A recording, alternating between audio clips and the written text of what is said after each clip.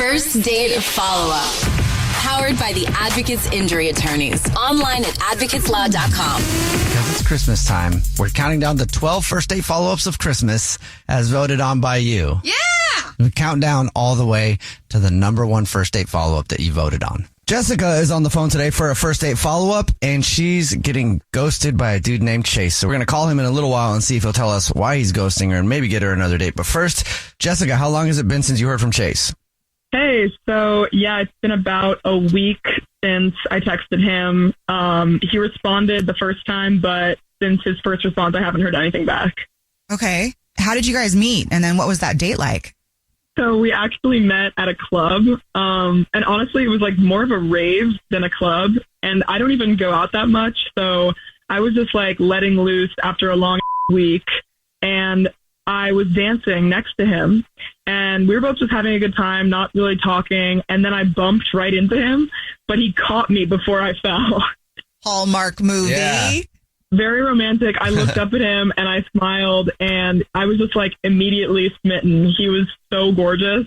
So we danced for a little bit. And then I asked if he wanted to go to the bar for a drink. And I know it sounds like a rom-com, but it actually literally did happen that way. And then we just went to the bar and sat there getting to know each other. Well, we tried to because it was extremely loud in the club. So I think he was there like with his friends celebrating something, but I couldn't really tell what he was saying half the time. And also we were both pretty drunk and there were some extra party favors that we had as well. So we were definitely feeling a little handsy. Okay. And he didn't live that far from the club. So he asked if I wanted to go to his place for a little quiet time. That's what he called it. And I agreed. And so we both just walked a couple blocks to his place. We sobered up a bit. We were still feeling kind of frisky. So we kind of like briskly walked to his place. And once we got there, I definitely made the first move. And he was okay with that. So, clothes were flying off. Wow. That doesn't sound like quiet time to me. Compared to a rave. I can't say everything that happened that night because this is a morning show, but afterwards we just laid in bed and in like a backwards date kind of way, we actually got to know each other a lot better. After all that, like, so the next morning you guys talked and really got to know each other? Yeah, we just kind of spent the whole night talking and we mostly talked about our shared music tastes because we were both hard ravers in our younger days. We didn't really talk about work or relationships or anything boring. We just wanted to have fun with the night. And we laid there until the early hours of the morning. And then I had to get up early the next day. And I just went home playing the whole night in my head over and over again. And I texted him the next day. And he texted me back and he said he'd talk to me tomorrow. But that was over a week ago, and I texted a couple more times. I tried calling, but it went straight to voicemail. What do you think could have happened? Honestly, I feel like maybe I was just too enthusiastic, and I came on too strong, and I just sort of like hooked up with him without really knowing him at all. And so I think maybe I feel guilty about the order of our date, and I think maybe he just thought of it as like a one-night stand. And I don't blame him if he thinks that, but I just feel like it would suck to lose this opportunity. Yeah. But if you're calling him, then he would be like, well, maybe it's not a one-night stand then. Right? But then like also a one-night stand, do you sit there and talk the next day? Because usually it's like, thank you, nice to meet you, and you're out. Yeah. Yeah, that's true too. Does he have a girlfriend? That's the thing that always makes me nervous is when I don't hear after you have a great connection. And usually when they ghost, it's because they're hiding from somebody else. Oh, God. I mean, we didn't talk about past relationships or anything like that, but I didn't even consider that. Did you notice any pictures on his wall or like anything around the house that looked like a girlfriend was there? Did he have throw pillows? It was a bit of a blur.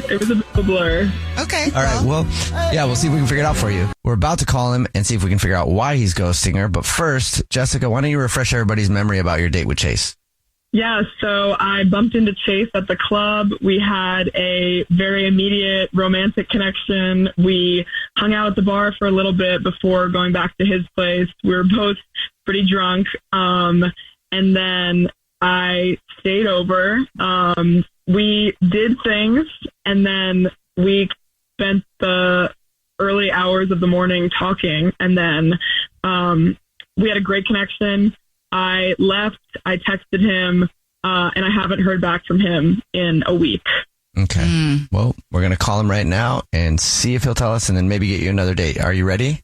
I'm ready. Okay, here we go.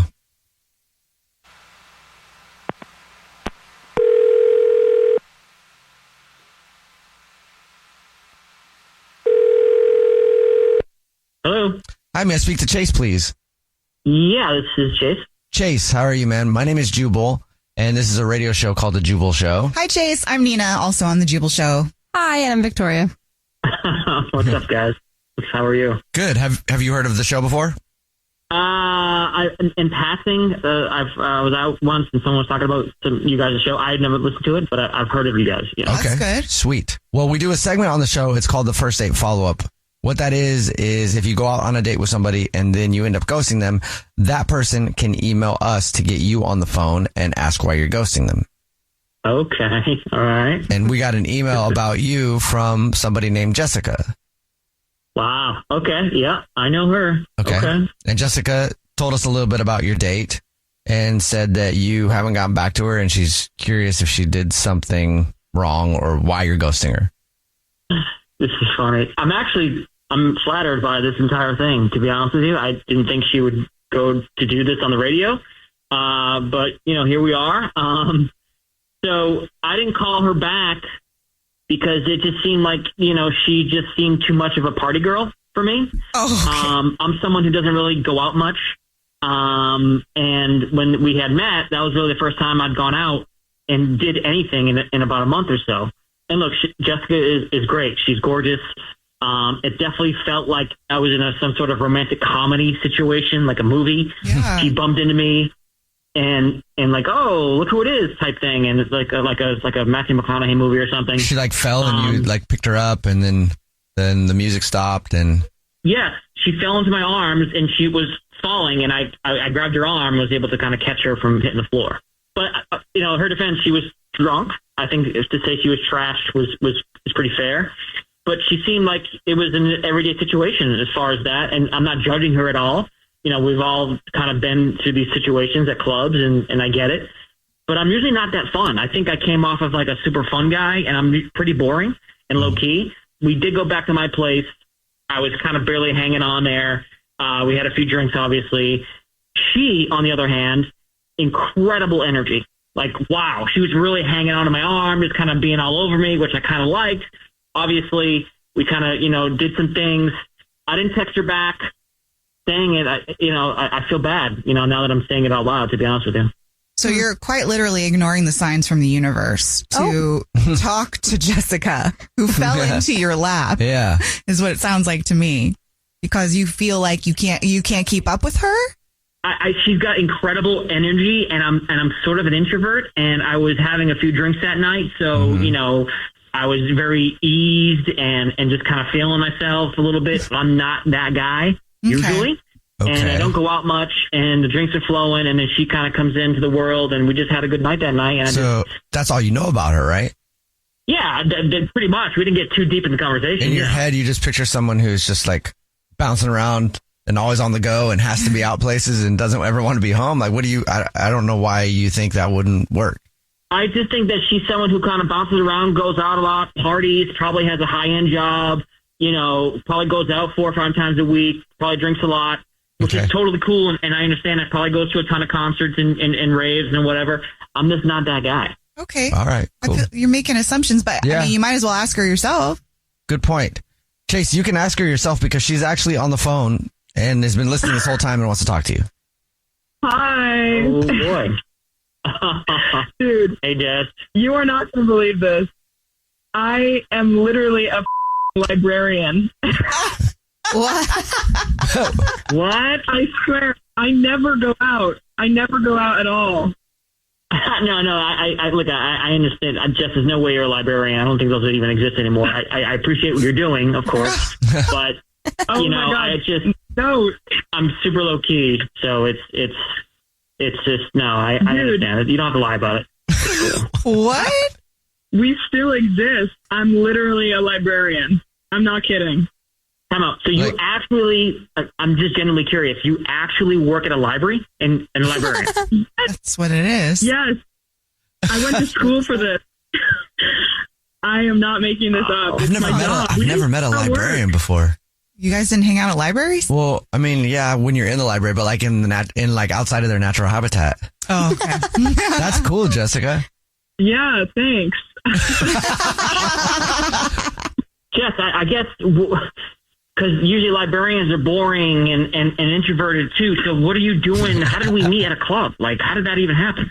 Well, I honestly never go out at all, but my friends kind of like coaxed me into it that night. And so I just decided to say, I just happened to be out that night. That's like not even my lifestyle either. Oh, that's why when we first talked to you, Jessica, you said that you used to go to stuff like that all the time. Yeah. Okay. That makes sense. In high school. So the universe quite literally had you fall into his arms. I feel like I can't let you guys walk away from this. Yeah, I was just really into him, and I feel like we were both just letting go. We both happened to be there that night. Honestly, I feel like a moron. Jess, I'm so sorry. I apologize. I feel like an idiot literally judging a book by its cover here, and that sounds so stupid. But Wow. I totally was jumping the gun and had no idea. And I'm obviously, frankly, I'm just jealous of how much energy you have, that night and the next morning and seemingly the tolerance of a 20-year-old. So never in a million years would I think you're a librarian, to be truthful. Chase, would you like to go out on another date with Jessica? We'll pay for it. Hell yeah. Yeah. I definitely need to make it up to her for sure. Jess, I feel like an idiot, and to take you out on an actual low-key night, I'm done. I'm down. I think that'd be great. And the chapter to their book continues. Yeah, exactly. Hey everyone, it's me, Katie Couric. Did you know that I recently joined Substack? Very exciting. It's where I'll be sharing my unfiltered conversations with the people everyone's talking about. I'll also tell you what I'm reading, what I'm watching, what's making me crazy, and what's giving me hope. If you like deep dives, hot takes, and real talk, you're in the right place. Search Katie Couric on Substack and hit subscribe. I'll be there reporting live, most likely in my pajamas. See you there. Welcome to Decoding Women's Health. I'm Dr. Elizabeth Pointer, Chair of Women's Health and Gynecology at the Adria Health Institute in New York City. I'll be talking to top researchers and clinicians and bringing vital information about midlife women's health directly to you. 100% of women go through menopause. Even if it's natural, why should we suffer through it? Listen to Decoding Women's Health with Dr. Elizabeth Pointer on the iHeartRadio app, Apple Podcast, or wherever you get your podcasts. Atlanta is a spirit. It's not just a city. It's where Crunk was born in a club in the West End. Before World Star, it was 559. Where preachers go viral and students at the HBCU turned heartbreak into resurrection. Where dreamers brought Hollywood to the South and hustlers bring their visions to create black wealth. Nobody's rushing into relationships with you. I'm Big Rube. Listen to Atlanta Is on the iHeartRadio app, Apple Podcasts, or wherever you get your podcasts. I'm Robert Smith, and this is Jacob Goldstein, and we used to host a show called Planet Money. And now we're back making this new podcast called Business History, about the best ideas and people and businesses in history. And some of the worst people, horrible ideas, and destructive companies in the history of business. First episode, how Southwest Airlines used cheap seats and free whiskey to fight its way into the airline business. The most Texas story ever. Listen to Business History on the iHeartRadio app, Apple Podcasts, or wherever you get your podcasts. I'm Eva Longoria. And I'm Maite Gomez-Rejon. And this week on our podcast, Hungry for History, we talk oysters, plus the Miambichir stops by. If you're not an oyster lover, don't even talk to me. Ancient Athenians used to scratch names onto oyster shells to vote politicians into exile. So our word ostracize is related to the word oyster. No way. Bring back the Osterkong. Listen to Hungry for History on the iHeartRadio app, Apple Podcasts, or wherever you get your podcasts. This is an iHeart podcast. Guaranteed human. Brooke and Jubal's second date update. Today, Russell is on the phone for a second date update, and he didn't give me much detail in the email that he sent in, but I'm guessing that he hooked up on the first date because all he said was his date only lasted a minute. So, congratulations, Russell. Sounds successful to me, man. Yeah. Oh my God, okay. is that really true? Sounds like it is. Yeah, I mean, it wasn't literally like a minute. It was like 5 to 10 minutes. Yeah, They're that's not talking what about That's what every man says, okay, afterwards. Yeah, You they're put asking- a timer on that thing, and that is not true. Yeah, they're asking if you actually hooked up on your first date. No. So we made it as far as like sitting down for dinner, and then that was it was over. Yeah. Fully Sorry, closed, I fully thought closed. I thought it was more clear on that very easy joke there, Russell, but I Yeah. guess not. Before we get into your actual date, tell us about the girl you want to call today. What's her name? Her name is Tanya. Tanya. You said it like that, like you still like her a lot. I mean, obviously you're calling us. Where did you meet Tanya? The jewelry part of the department store. What? I needed to buy a new watch because I was late for work a lot. And so you needed a watch. I've been late like 5 times. It's kind of embarrassing, but so I need a watch, and I was browsing at the mall, and I went into this place, and as soon as I walked in, Tanya, like I saw her out of the corner of my eye, and I looked over, and she smiled at me. I don't know. You're getting flustered. Anyway, I'm looking at like trying to find the cheapest watches, and I never go into a place like that, so I'm kind of clueless. They were all expensive? There wasn't a cheap section for you? I ended up going through a whole routine with her, so I found the cheap section, and then she walked me to the expensive section. And Of course, like a good salesperson. yeah, but it didn't feel like that, honestly. It felt like she really, I don't know, sometimes you feel like a person just sees you. Yeah. That's a nice thing to say. So she was a good salesperson. She confused you into thinking that she actually cared about you, not just selling you a product. Oh my God, you guys, they went on a nice. date. She obviously cared about him, right? They did go on a date. It was... Did you ask her out? Yeah, I did ask her out. I ended up buying like a $400 watch. Whoa! Oh, damn. Just to impress her? That's a lot of money. Yeah, just to impress her. I didn't need it, and she wasn't pushing it on me. I just bought it. Is it Oh a my chain God. department store so you could take it back at another location? I could. I haven't worn it yet, actually. Well, I have worn it actually, but that's later. Okay. So That's later. Oh, we're gonna get into where you've worn the watch to later, huh? yeah. So she's ringing me up, and she said, "Okay, thanks," and just like kept looking at me like there was more to say, and so I just asked her out. Good for you. Is that? Okay. I mean, it sounds like that's not something you normally do. Yeah, it sounds pretty Not bold. really. No. She was just so nice. Okay, Oh, and that is obviously rad. she said yes. So She did. She said yes. what'd you guys do on your date? We met for dinner, and I got there a little earlier than her, so I put in the reservation. Mhm. And then she came into the lobby, and we had a nice little quick hug. And then we walk to the table, and we sit down, and as she sits down, she like rips this huge fart. Oh, no. I did not On see purpose? It was clearly not on purpose. Okay. Yeah, I what thought, woman maybe, is going to do that on purpose Hey, I on a don't know. first date? maybe she's a Jubal? jokester, No. you know? No. Was she mortified? She was mortified. It totally announced our arrival to the whole restaurant. Oh my God, that loud?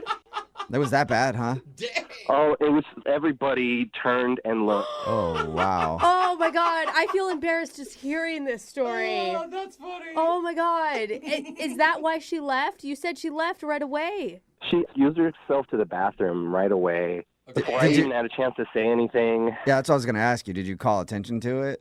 I didn't. Well, I mean, I laughed just impulsively Oh, you did? No.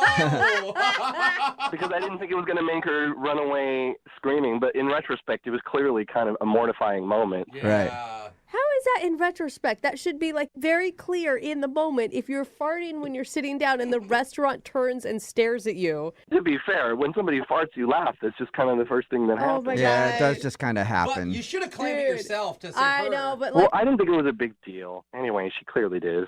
Okay, Yeah.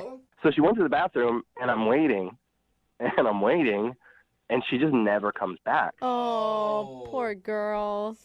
I eventually asked the waitress if she'll go into the ladies' room and check for her.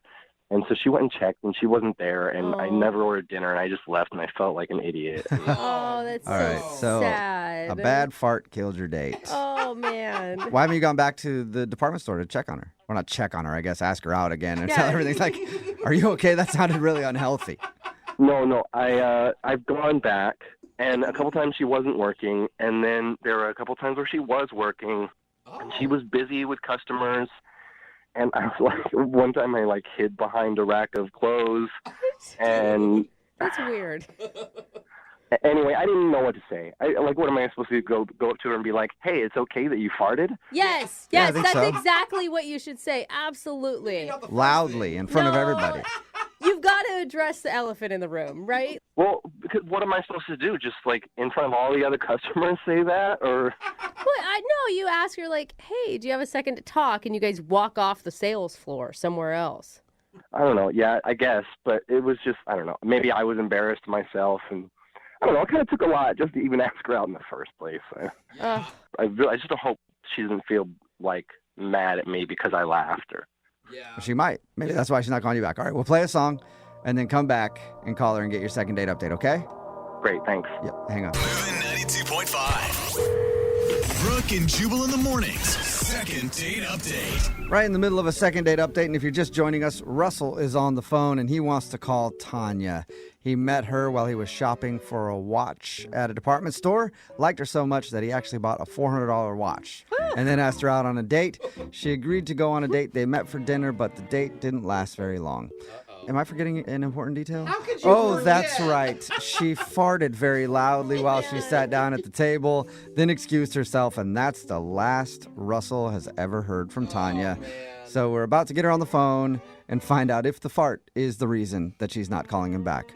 Russell, this could really backfire. I mean, if she's so embarrassed about that fart where everyone in the restaurant turned and looked at her, probably calling her out publicly about it is maybe not the best route to take.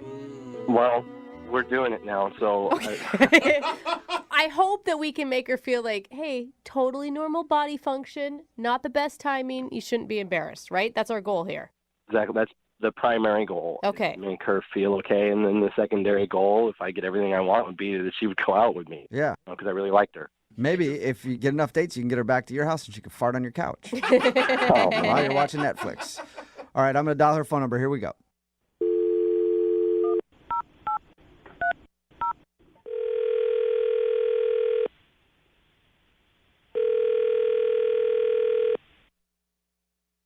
Hello?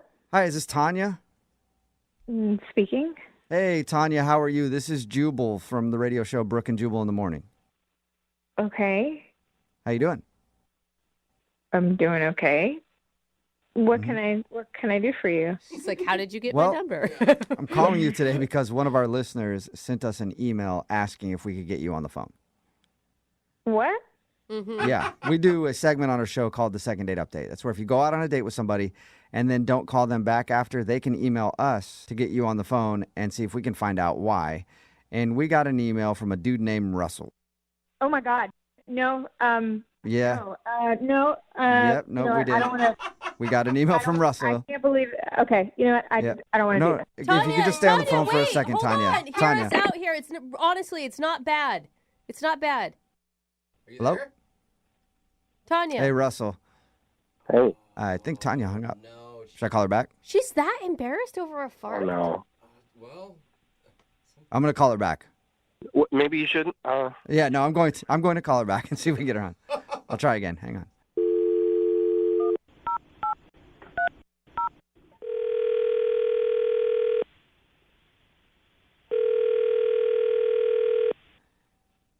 Hello? Tanya, hey, it's Jubal from Brooke and Jubal in the morning again. Please don't hang up. Please. I can't believe. Oh my God. Can we just steal a minute of your time? Look, I don't know what you guys want, but I'm just really not interested in being a part of Tanya, everything. hang on. Please don't hang up. All I want to do is let you know that Russell likes you a lot. That's it. He said really kind things. He said that you saw him. He said she was a person who saw me for who I was. And he gets so nervous. I mean, you could tell the guy, like, he never asks anyone out. Mm-hmm. Are you there? No, I'm here. I'm just so embarrassed. I really hate to talk about this.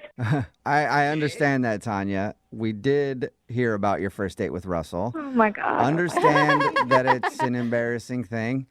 But it's happened to a lot of people. A mistimed fart. And Look, Russell didn't have a problem with it at all. He just really wanted to continue your date, and I can't believe he told you. I didn't even tell my friends. Nobody. Oh my God. Okay. Nobody knows. But Tanya, once you get a little distance from it, it'll be a funny story. You're just too close to it right now. You're just remembering how you felt in that moment. Come on, if you could look at it as an outsider, you could see it's pretty comical. Oh, no. It's I'm getting hives. This is horrible. Don't get hives. Hey, Tanya, Wait, don't look, get hives. We understand it's an embarrassing thing. We won't focus on that part of the date if you don't want to, but we would like to talk to you about Russell a little bit, if that's cool. Okay. Thank you. I do good. really appreciate it, and Russell appreciates it. Russell said that he really liked you, and he was having a good time until you left, and he just wants to be able to talk to you again, so maybe you guys can go out. I can never face him again. What? Come on. But what if he doesn't care, though? Fart. It's just one fart, Tanya. Don't let that... Oh, my God. You said it. Oh, my God. I know, but everybody does it. That's the thing. It sucks that it happened to you on a first date. That totally sucks. I totally get that. Just really embarrassing because, I am on a new diet and I'm still adjusting and things about what's going on with your body, but you can't control it. Yeah. I could feel it rumbling, of course, as soon as I got there, and I was just waiting for the moment as soon as I could excuse myself, and I had no control. Yeah, it's understandable. It happens. And Russell wasn't really bothered by it at all. I think he understands that. And I know that you want to get off the phone and you're embarrassed, so I'm just going to tell you right now. Russell is actually on the other line listening and wants to talk to you.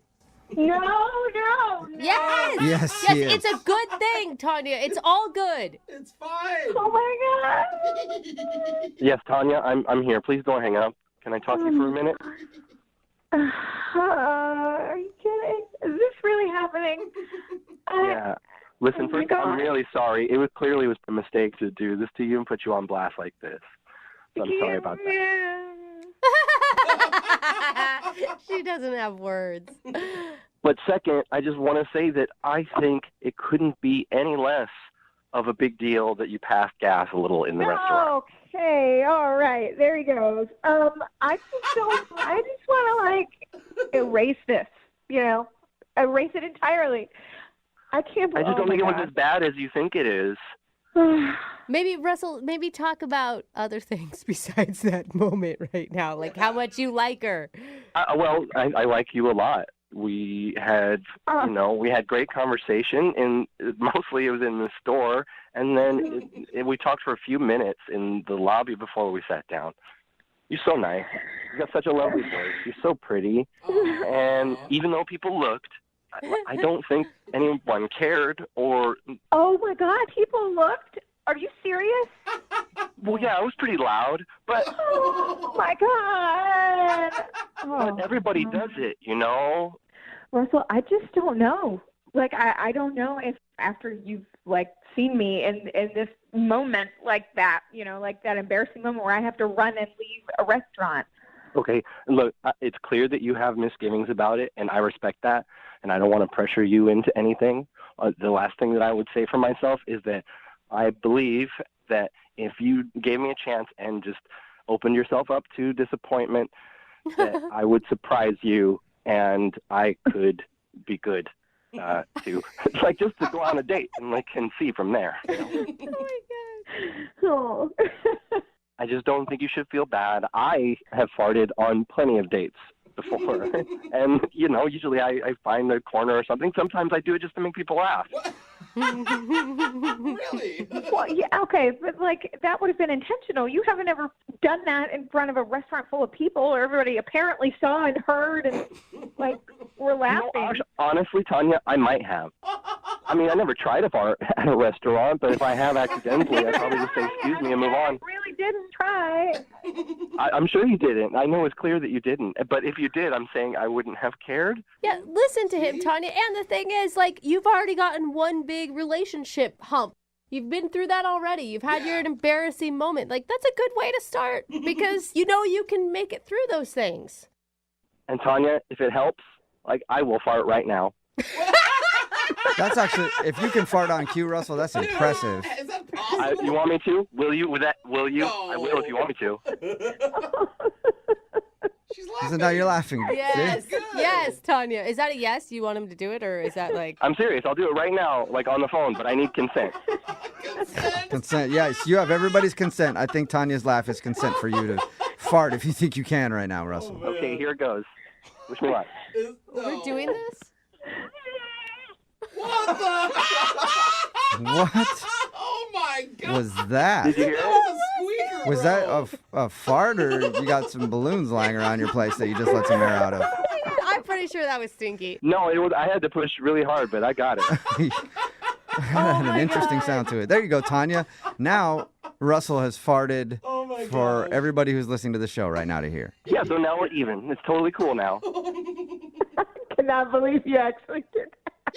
Tanya, have you ever had a man fart in your honor before like that? No. See, that's pretty gentlemanly, I think. I'm going to tell you that's chivalry at its best. I fully agree. What do you think? Will you go on a second date with Russell? We will pay for it. Yeah.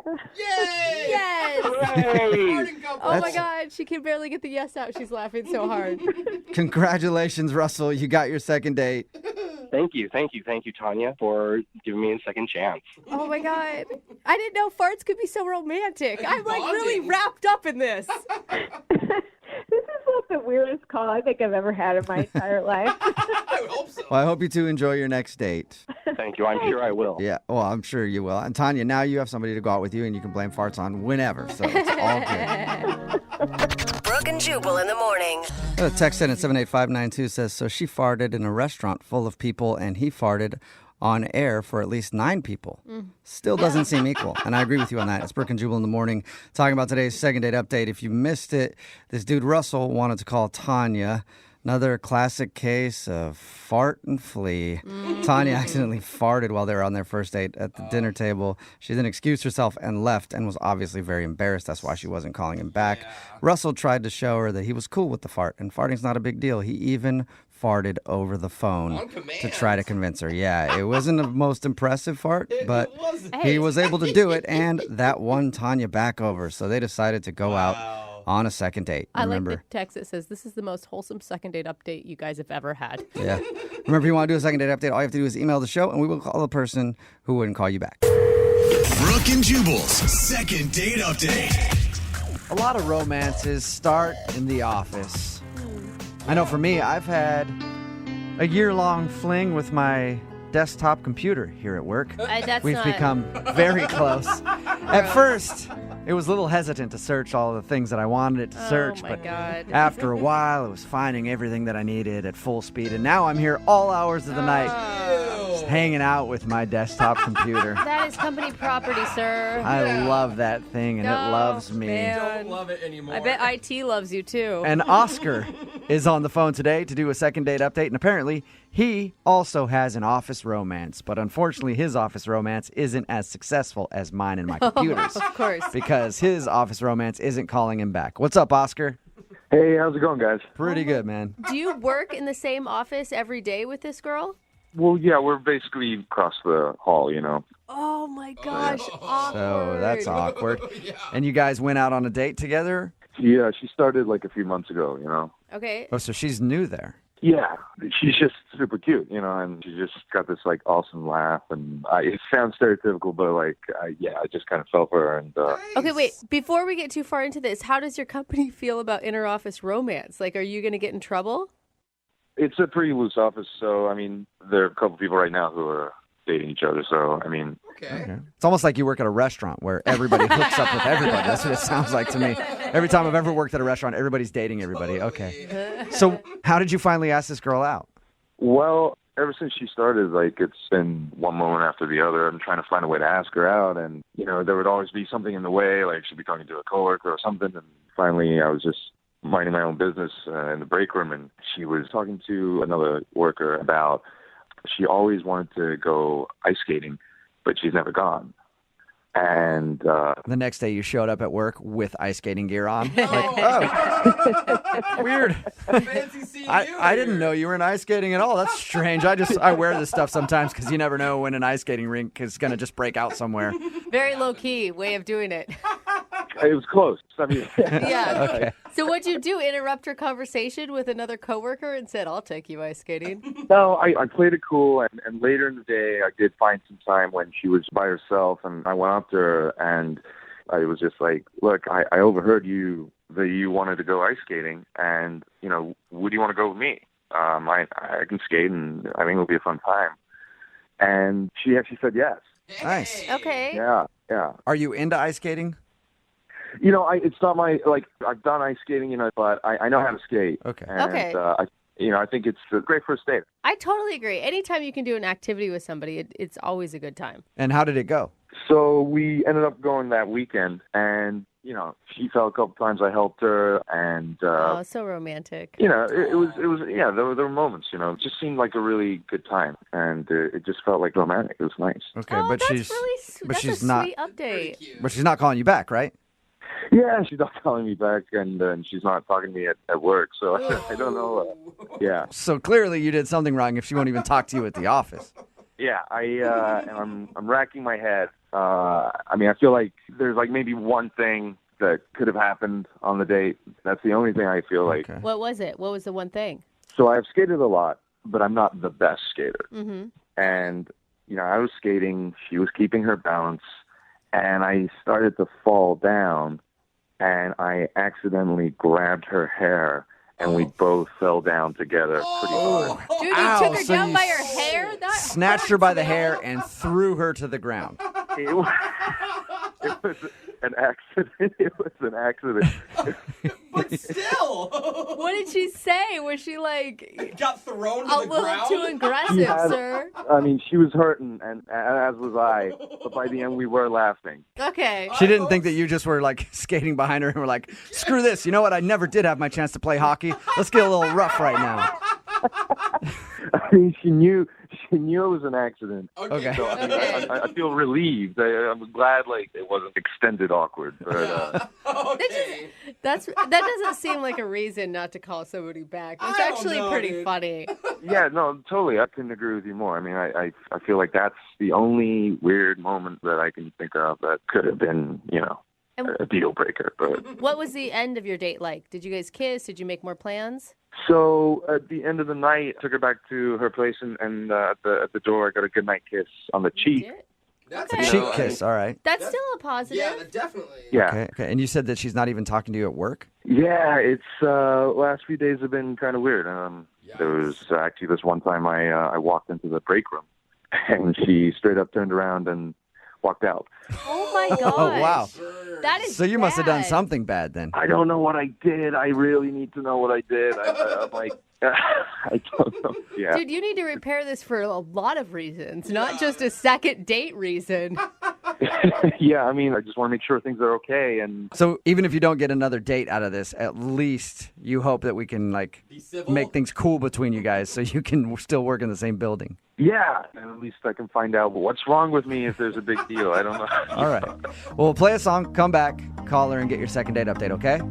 Cool. Thank you so much. All right, man. Hang on. Moving 92.5. Brooke and Jubal in the mornings. Second date update. Right in the middle of a second date update, and if you're just joining us, Oscar is on the phone, and today he wants to call a girl named Rachel. Their first date included everything. Laughing, good conversation, penalty for unnecessary roughness when he threw her to the ground. Sounds worse without the context, but they went ice skating together, and at one point he was falling and accidentally grabbed her hair and pulled her down by her hair. He says they laughed about it, and she realized that it wasn't anything he did on purpose. So he doesn't think that's the reason that she's not calling him back, but it's the only thing that he can think of. And remember, they did meet at work. They're coworkers. And ever since their date, she hasn't talked to him on text, phone, anything. And actually, she saw him in the break room the other day and turned around and walked out. Oh, that So hurts, man. we're about to get her on the phone and find out what he did wrong on their date. You about ready to go, Oscar? Yes, I just really want to know what's going on. You know, like nobody seems to know, or they're acting like they don't know. So Okay, so you've asked coworkers, like, hey, have you heard anything? yeah, just like, you know, is she cool? Like, what's going on? And like, they don't know. So either she hasn't said anything to anybody, or they're all keeping a big secret from you. God, this is the best office drama ever. Why doesn't this stuff happen at our work? Yeah, right? Come on. Yeah, you probably don't want that. All right. Well, I'm going to dial her phone number right now and see if we can get her on the phone, okay? Okay. All right, here we go.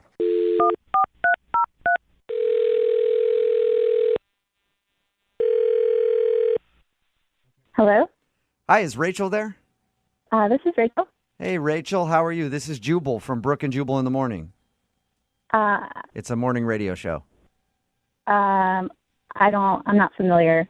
Do you own a radio? Yes, in my car I do. Cool. Well, sometimes we're on that thing. One of our listeners actually emailed us asking if we could call you. Okay. Who is that? His name is Oscar.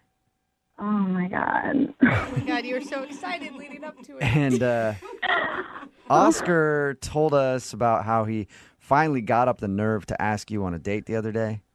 Yeah. Mm-hmm. And he told us about your date, and he thought everything went great, but now apparently you're not calling him or texting him back, and also you're avoiding him at work. So he asked if we could get you on the phone and find out if he did something wrong. Cool. I sense the sarcasm there. Yeah, this is kind of a weird situation. Do you mind telling us what went wrong so that we can let Oscar know and maybe at least make things a little less awkward at work? I just don't know what to say to him, you know? I don't know what to say. If you say it to us, maybe we can say it to him in a way that won't hurt his feelings. All right. What did he do? The date sounded super sweet. The ice skating. Yeah, I mean, I had a great time on the date. It wasn't necessarily the date that was the bad thing. So what was the bad thing then?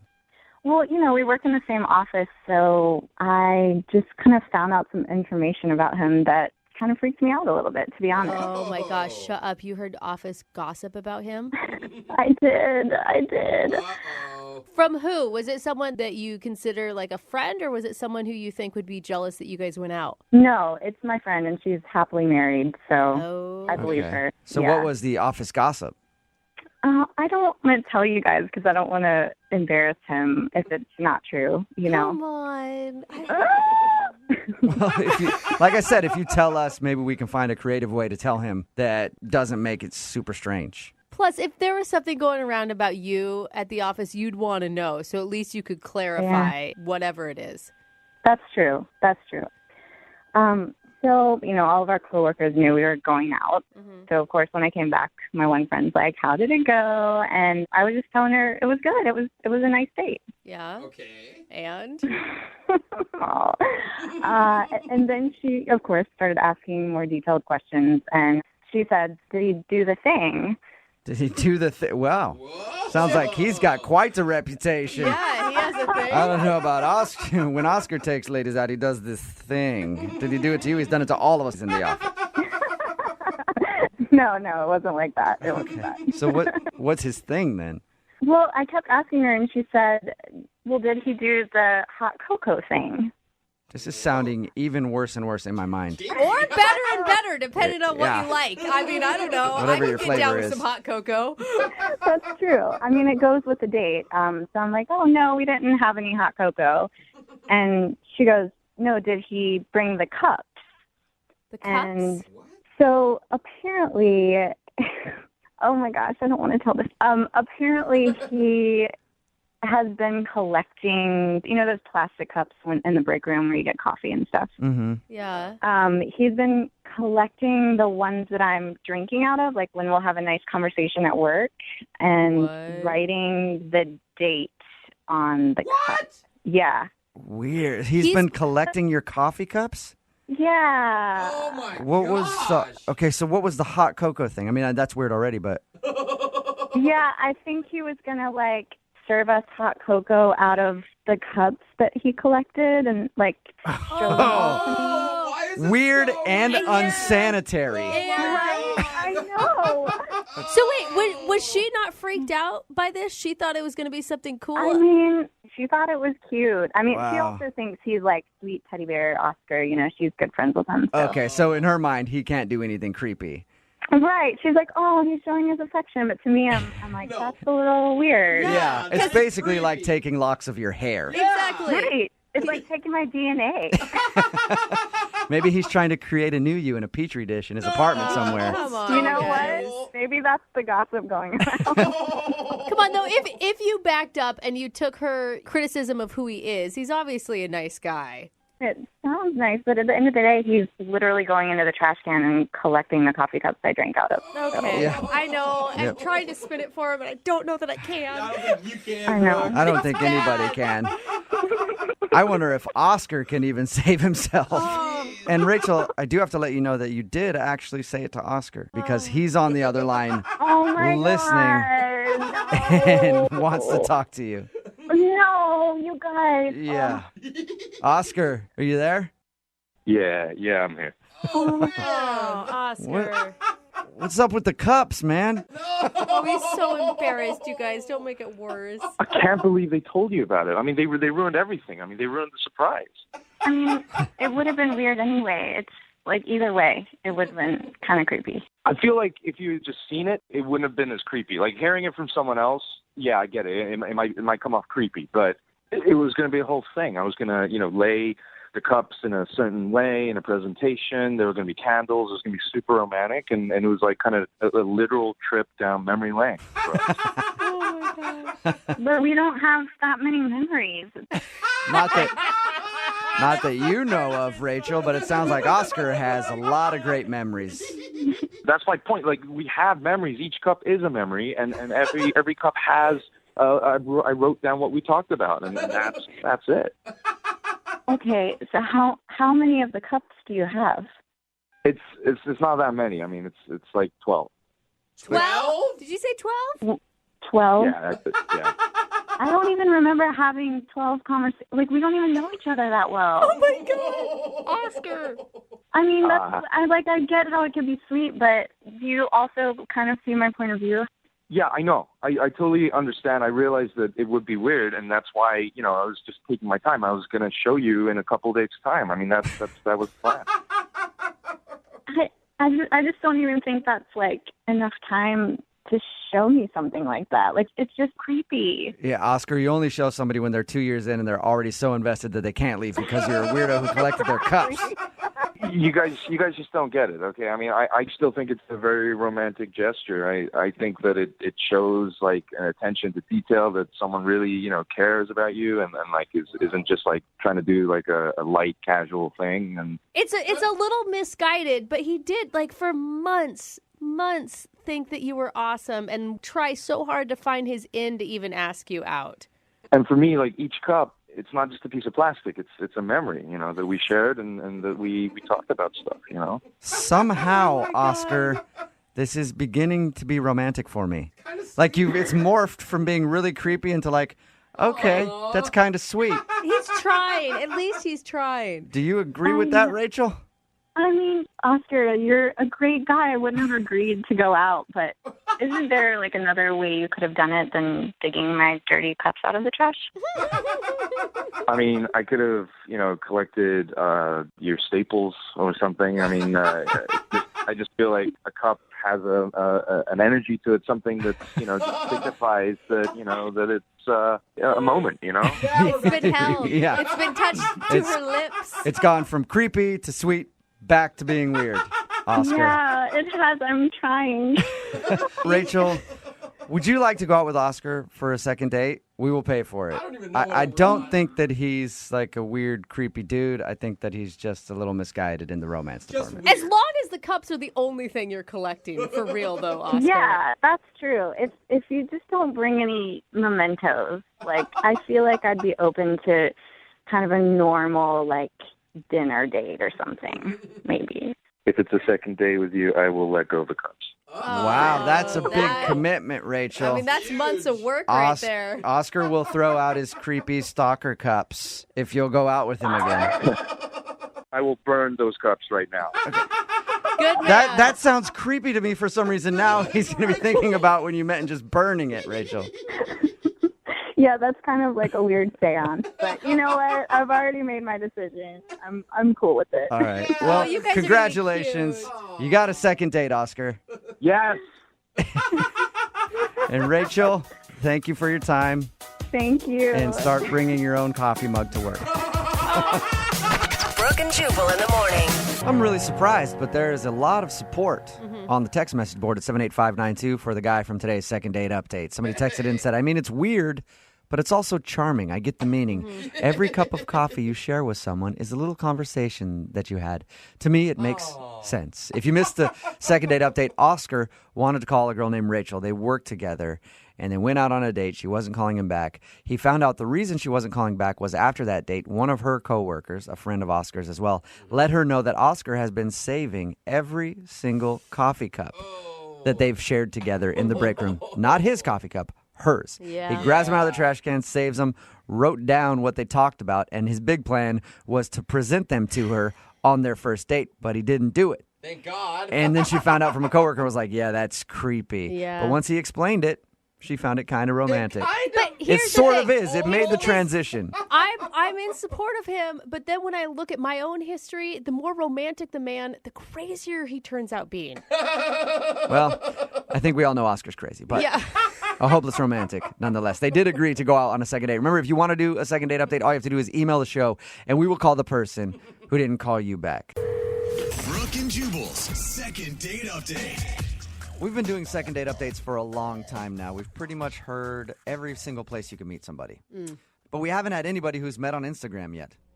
You guys realize that? Met? Yeah. We've not done a second date update with people who've met on Instagram until today. Weird. That's how the girl that's on the phone for a second date update today met the guy that she wants to call. What's up, Amy? Hi. How you doing? I'm okay. I'm impressed. How did you even meet a guy on Instagram? It's pretty easy. Yeah, I've met girls. I feel like a lot of people meet guys on Instagram. Okay, I should rephrase that. How did you meet a guy that wasn't creepy on Instagram? There you go. That's a better way to say it. Okay. That's fair. I've gone out with some creepy guys on Instagram. So how did you meet this dude? Did he just hit you up one day and was like, hey, nice pics? No, he started following me on Instagram, and I had been, on his Instagram, liking his photos, but I wasn't following him yet. So then he started following me, and he would, comment on my stuff. And he was, I don't know, he seemed really, funny. The kinds of comments that he would make, they were really, really clever. And he has the most beautiful eyes I've ever seen, ever. Can I ask, did you run in the same circles? Do you have friends of friends, or is this a complete stranger? This is actually a complete stranger. Wow. I am scared for you. That's my instant thing is a guy's commenting on your Instagram page and you're willing to just meet him up. Hey, I do it all the time, Brooke. Yeah, it happens a lot, actually. No, but I didn't meet him right away. Okay. And I've been dating. I've been dating a lot of guys lately, and just for fun. I'm young, and I'm not looking for anything serious. Not really looking to settle down. So I don't know. Sometimes I'll talk to someone on Instagram, and we'll go out for a few drinks, and it's not anything serious. It's just fun. All right. So tell us about your date with Rick then. Well, oh God, see, that changed things. So Rick and I, we had talked for a week or so before we met. So he seemed normal. I knew he seemed normal and super awesome. So we went and we grabbed drinks at a bar. And when we met, he gave me a really big hug, and I felt super comfortable with him from the very beginning. You were talking about creepy, I don't know, creepy people off of Instagram. I have met some creepy people off of Instagram, but it wasn't like that with him. It felt so easy and so good. I don't know. Yeah. Your email does say that you don't remember too much of your date, though. What happened there? Well, okay, usually when I go out, I have a couple of Cosmos. That's normal. So I did that, but I might have had an extra Cosmo, and I might have had a couple of other drinks as well. It happens to the best of us. You get excited. You're all amped up for meeting this cute guy, and then suddenly you're blacked out. Well, I never blacked out, but that's good. But something kind of happened that was kind of weird. I don't remember all of it. So we had the drinks. We went back to my place, and Rick came with me to my place. Oh. I remember that we got in like a fight about something. Like we were arguing about something. Oh, one of those nights. Oh my gosh. I know, and I was like really emotional, and he was really upset, and he ended up leaving. But I was kind of drunk, so I don't know what happened. Like I don't know if I did something wrong Or if he did. Is that the last thing you've heard from him? Yeah. Did you text him and try to ask what happened? Yes, of course. Like I woke up in the morning and I remembered that, like what I just told you, and I'm like, oh my God, what happened? So yeah, I tried to text him, and he's not answering anything. Like he won't talk to me online anymore. He's just kind of disappeared. So I don't know what happened. And you don't remember at all what the fight was about? No, like not at all. I just remember the part where I was really emotional and he was really upset, and then he left. Oh no! Okay. Oh my gosh. And I don't know why. And I'm like, I just feel like I finally met a really good guy that I'm like, oh wait, actually maybe I could be in a relationship. And then I just like went and screwed it up somehow. I'm sure. Well, you guys already got your first fight out of the way, which is nice. I was going to say, it sounds like they're in a relationship already. All right, well, we'll play a song, come back, call him, and get your second date update, okay? Okay. All right, hang on. Nobody wants to go out on a first date and get along the whole time Yeah, and have boring. chemistry or whatever. Yeah, you do. That's boring, right? That's old school dating. Uh-huh. It's all about arguing now.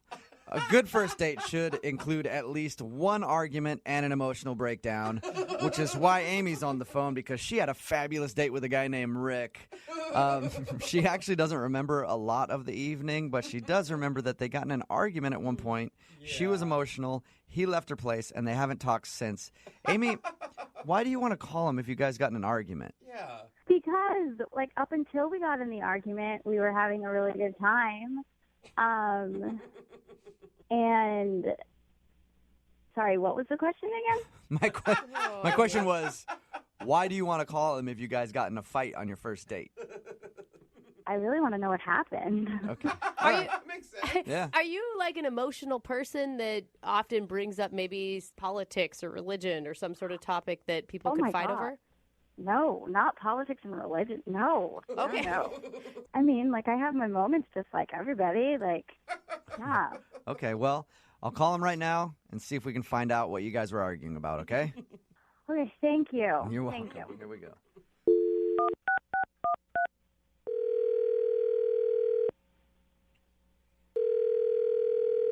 Hello? Hi, is Rick there? Yeah, this is Rick. Rick, how are you, man? My name is Jubal. I host the morning show, Brooke and Jubal in the Morning. Okay, are you serious? Yeah, man. How are you? I'm good. What's up? Well, I'm calling you today because I wanted to speak with you about a date you went on. A date I went on? Mm-hmm. What are you talking about? I'm talking about a girl named Amy that you met off of Instagram. Amy? Yeah. We do a segment on our show called the Second Date Update. Basically, it's where if you go out on a date with somebody and then end up not calling them after, they email us to see if we can get you on the phone and ask what happened. Oh, my God. So Amy has been trying to get a hold of you, but you're not returning any of her phone calls or text messages, so she asked if we could get you on the phone and ask what happened.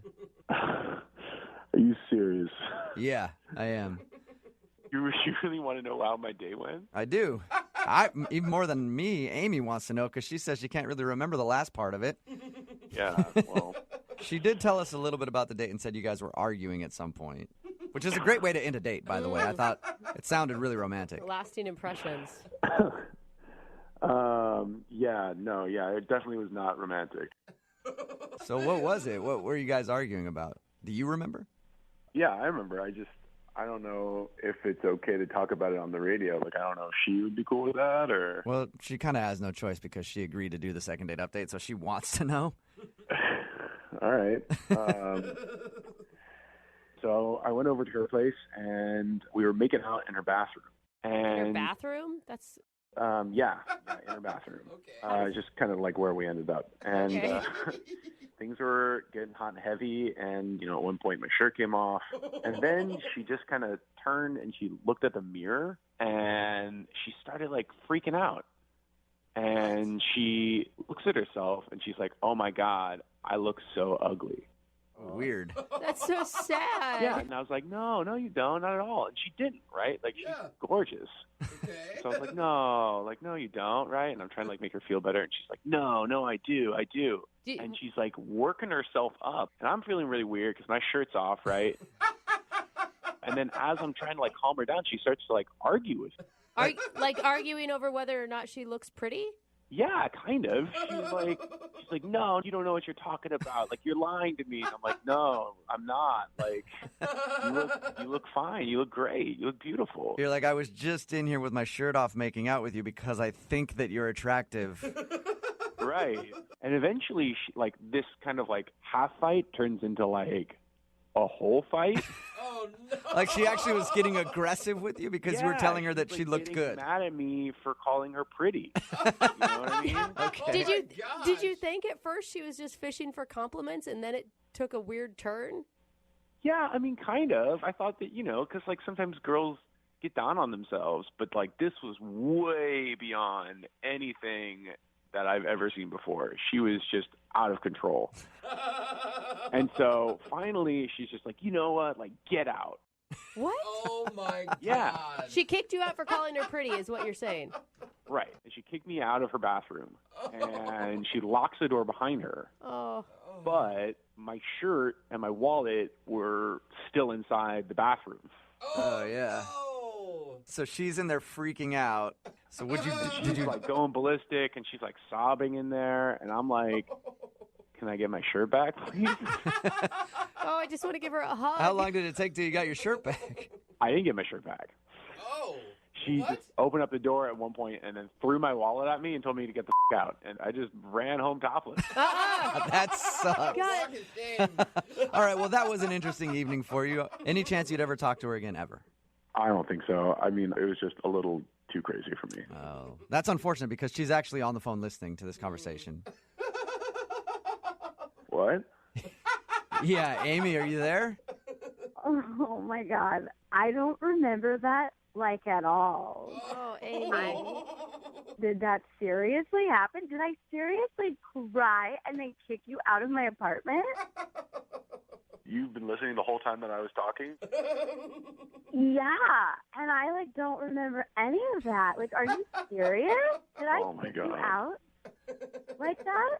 Yeah, you did all of that. It was... You don't remember anything? No. Oh, my God, that's so funny. Wait, Amy, you think that's funny? You're not mortified by that? No, it's, like, kind of hilarious. Like, did you hear that story? That's so funny.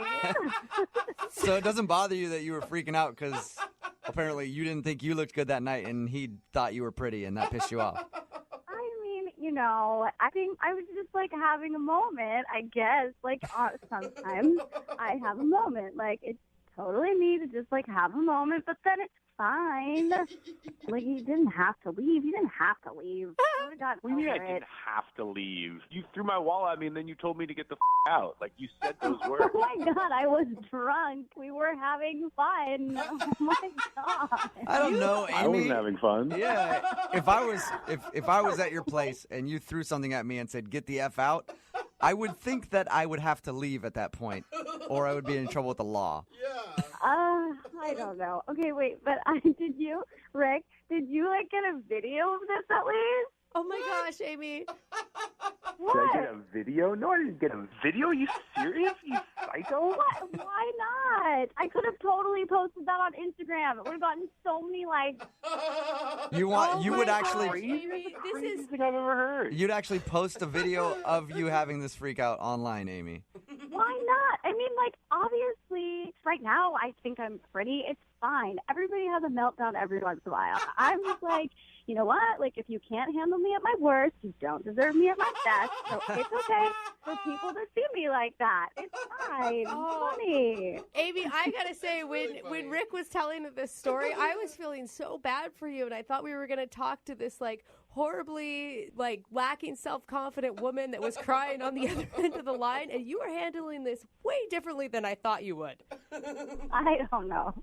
It's just life. It's just life. And, like, happens sometimes, right? And, like, I don't know. I just can't believe believe you didn't take a video. Take a video next time. Yeah, seriously. The next time you're having a meltdown like that, you need to make sure somebody is there to videotape it at all times, Amy. Amy, Well, then, would you guys like to go out on a second date? Rick, I will pay for a second date. No, hell no. You might get a viral video out of the deal. This has not happened to me on a regular basis. Like, girls that I'm with don't have freakouts and then kick me out of their place and then steal my shirt. Well, it sounds to me like you're not really living. I just feel like everybody has these kind of moments, okay? And, like, I know that was probably a little much, but, like, if you knew me better, you would know that even though I was freaking out and I told you to leave, I wasn't really serious. I didn't really mean it. Like, I know that. And just because that happened, I don't think that it means you shouldn't go out with me. Like, you should still go out with me. I'm really fun. And, like, we could obviously have really great stories. See? Like, come on. You know what? Fine, as long as I can end this conversation right now, as long as we can finish this up. So if we can finish the phone call here, you'll go out with her again. No, I'm not going to go out with her. Are you crazy? So which one is it? You're confusing me. I can't tell when you're serious and when you're not serious. You're harder to read than she is. I want to end this conversation. I don't ever want to see her again. I'm fine. Thank you, Amy. You seem like a lovely girl. You're really, really hot, but you are crazy as hell. Brooke and Jubal in the morning. The text in at 78592 says, that sounds a lot like my last date. It's Brooke and Jubal in the morning. Talking about today's second date update. If you missed it, Amy wanted to call this dude named Rick. She didn't really remember much about her date because they were drinking a lot, but she did remember that they got into a big argument. Yeah. And when we called him, we found out that while they were making out in her bathroom, out of nowhere, she saw herself in the mirror and then just started body shaming herself. He's so sad. And then Rick tried to console her, and she got more upset and then kicked him out. Aww. And he had to walk home with no shirt. That's why he wasn't calling back.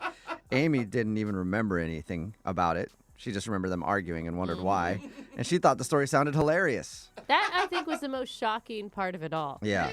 Like, she was... Well, she took it well. She did, yeah. That is funny. Rick didn't take it well, though, because he had to walk home with no shirt on. He thought maybe she's a little crazy. Yeah. And weird. No second date. Remember, Small red flag. If you want to do a second date update, all you have to do is email the show, and we will call the person who didn't call you back. Brooke and Jubal's second date update. A lot of my dates have started the same way that the date in today's second date update started. You talk to somebody online, they say, show up at my place. You open the door and they go, are you ready to shoot some video? And I go, yes, absolutely. Let's do this. That's the way most of my dates start, and they're always a really, really fun time. Wow. That's sort of what happened on Rob's date. Rob is on the phone. He wants to call a girl named Annie today. It's a very interesting thing that you did on your first date with Annie, Rob. Yeah, it is. I just try to be different. Yeah, I made it sound way creepier than it actually is. Why don't you explain to everybody what your date was? All right, so this girl, her name was Annie. We met on Tinder. We were kind of hitting it off, just messaging back and forth, and she seemed really cool. And I just wanted to sort of be different just because it's Tinder. Not everyone takes it too seriously. Well, and from the sounds of it, it sounded like Jubal was describing you putting an ad on Craigslist. Yeah, well, you guys are making it sound like it was way worse than it was. Trust me. I'm not creepy. I promise that. But did she or did she not show up to your house and you said, I'm going to shoot some video of you? I did. I don't know if I said it in that way. Oh my gosh. But I literally said, you're going to have the most fun date that you've never experienced before. So I came up with the idea to have a YouTube date. What? A YouTube date? Yeah. What is that? Yeah. All right. Okay. So hear me out. All right. So it sounds like you're just going to sit there and watch YouTube videos. I mean, how many? Okay. Hear me out. Okay. So when she got to my door, I had a card waiting for her that says, you've been invited to a YouTube date, and if you accept, ring the doorbell. And so she rings the doorbell, right? So I answer, and I sort of have this ridiculous, crazy outfit on from like the 1970s, thinking that she'd be down because I'm kind of a goofball sometimes. Her reaction wasn't what I expected. Like, she kind of giggled, but... yeah, she's probably like, what the hell is a YouTube date, and why are you dressed like that?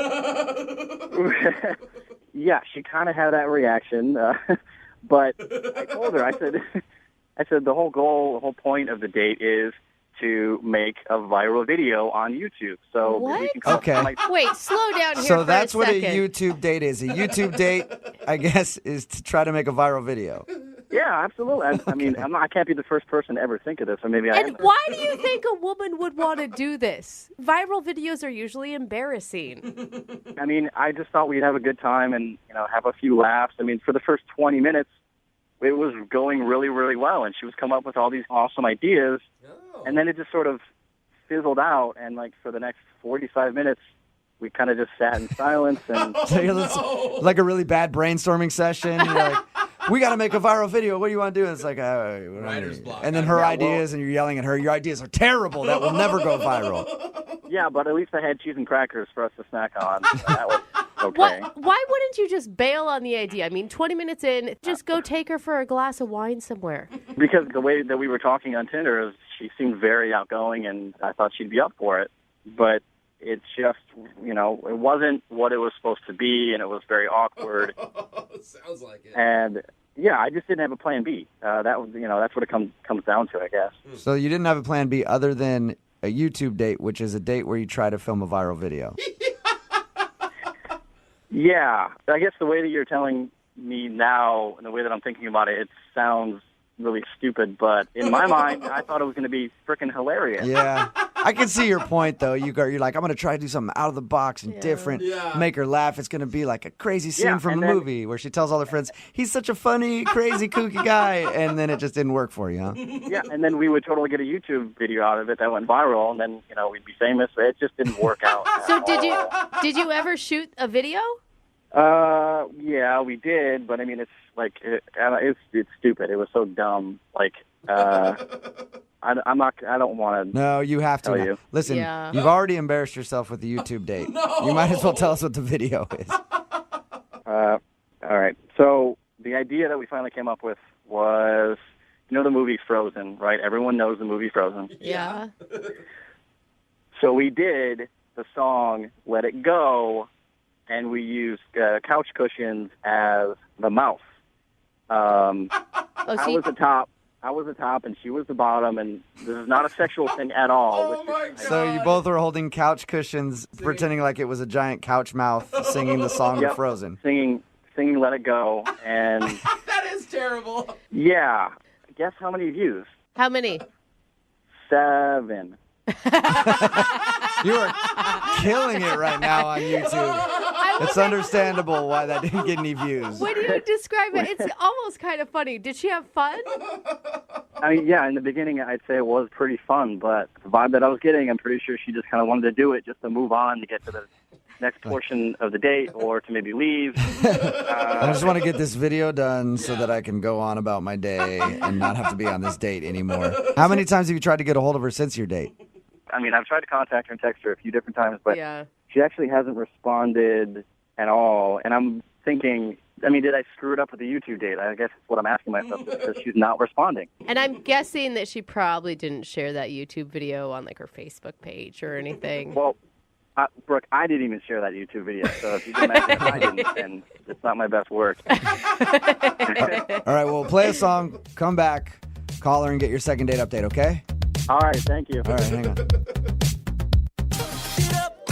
Moving 92.5. Brooke and Jubal in the mornings. Second date update. If you're just tuning in for the second date update, Rob is on the phone. He wants to call a girl named Annie. One of the most original dates we've ever heard. It skirts the line between fun and creepy very well, and I like that about it. He took her on a YouTube date. They met on Tinder. She showed up to his house. He said, "Are you down to do a YouTube date?" She said, "Yes." A YouTube date, I guess, is where you guys get together and try to film a viral video. That was the whole point of the date. He thought it would be very fun and exciting for her, and it would show that he knows how to have a good time and he's a funny guy. And it didn't exactly work like he thinks, because they couldn't really think of a good idea. And at the end of the date, she left and hasn't called him back. Rob, I think I know why you're not getting a call back. Why? Well, she probably saw that you weren't getting a lot of views on your YouTube video and is just very upset and doesn't want to talk to you anymore. That's it. Yeah, I'm sure that's the reason. Guarantee it. Rob, if you get a chance at a second date, do you just want to do something more Normal. Normal? Yeah, that's the word that I was going to say. Yeah, I mean, dinner, no videos, no filming. There you go. Probably not even taking any pictures just to be safe. Yeah. I guess if you want to be boring and average and have just a regular date. Yeah, well, it'll probably give me a better chance than what I did the first time. So. All right, I'm going to dial the phone number right now. Get her on the phone and get your second date update, okay? Okay. All right, here we go.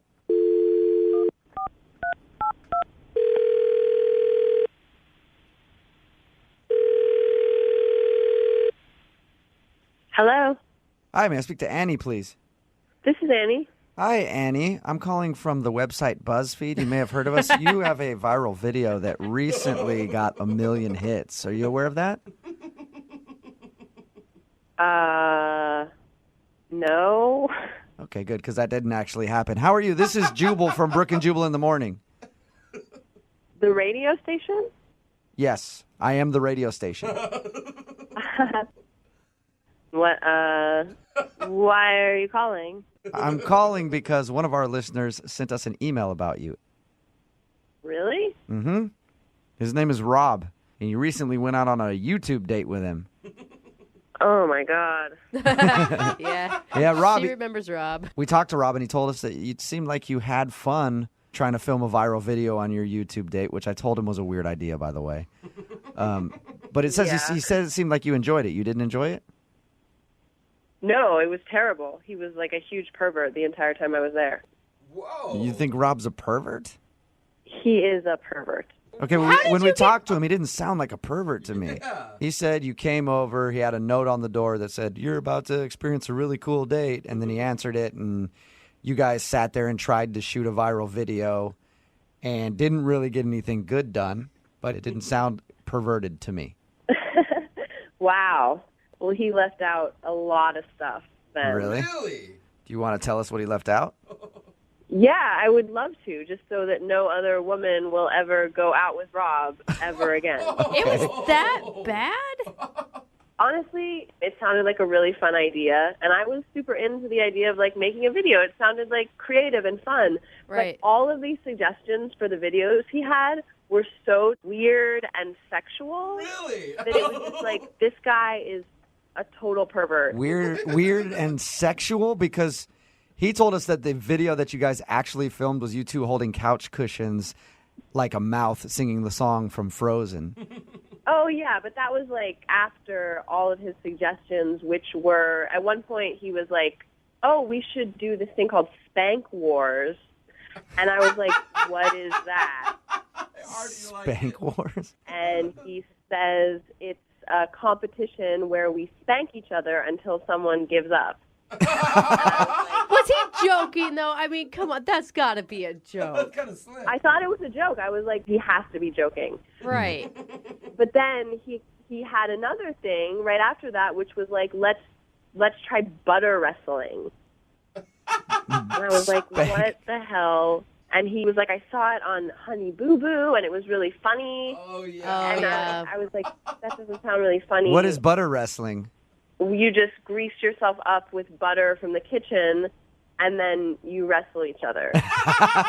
So he invited you over, had a camera set up, and was like, hey, let's spank each other a lot. And then, oh, that's not a good idea. Let's get all buttery and wrestle. Yeah. Okay. He was like, it'll go viral. We'll get at least like 5,000 views. And I was like, I don't think that I want to do that. So I suggested we'll do like the Frozen video, the Let It Go video with the couch cushions. Right.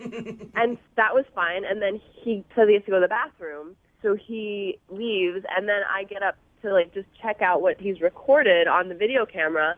And it was just close-up shots of my boobs. Nuh-uh. There were no couch cushions. It was just like tight shots of my boobs. Really? Oh, so he was. Yes. So he is a pervert. He's a pervert. Why didn't you say anything to him then? Why didn't you go, hey, I know what you're doing. You're just filming my boobs. I would think I was in shock a little bit. Like, I couldn't believe that this was happening to me. I would never go on Tinder again if I had a date like that. Yeah, it was pretty traumatizing.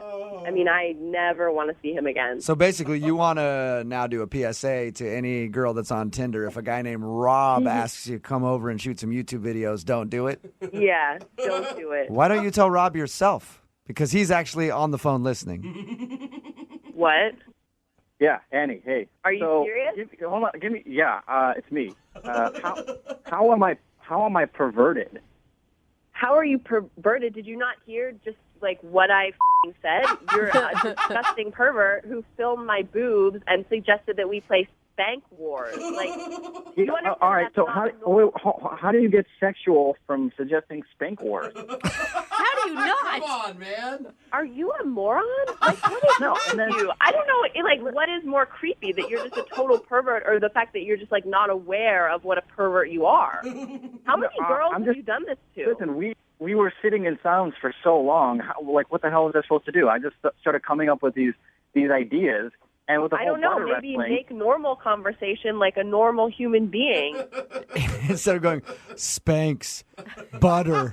Yeah, instead of like asking on a first date to grease up in your underwear with butter. Okay, so in my defense, the whole shooting with the boobs and stuff, you have a nice rack, and I'm not gonna lie. Oh my god, It's not making it. you are disgusting. I wanted to sort of remember that just because.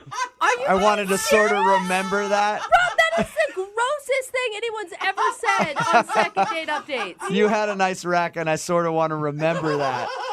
Wow, Rob.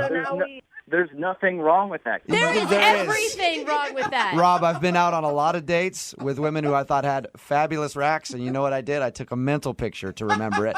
I didn't actually bust out a video camera and tape them. You're even like a bigger pervert than I realized.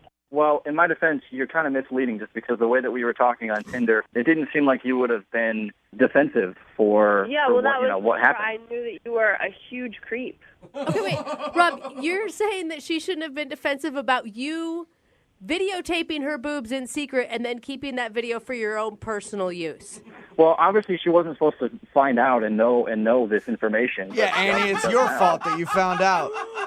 What is happening? I think I'm gonna do a second date update first here. Rob, no offense, actually kind of a little bit of offense. I'm not sending Annie out on another date with a guy who's gonna secretly tape her boobs.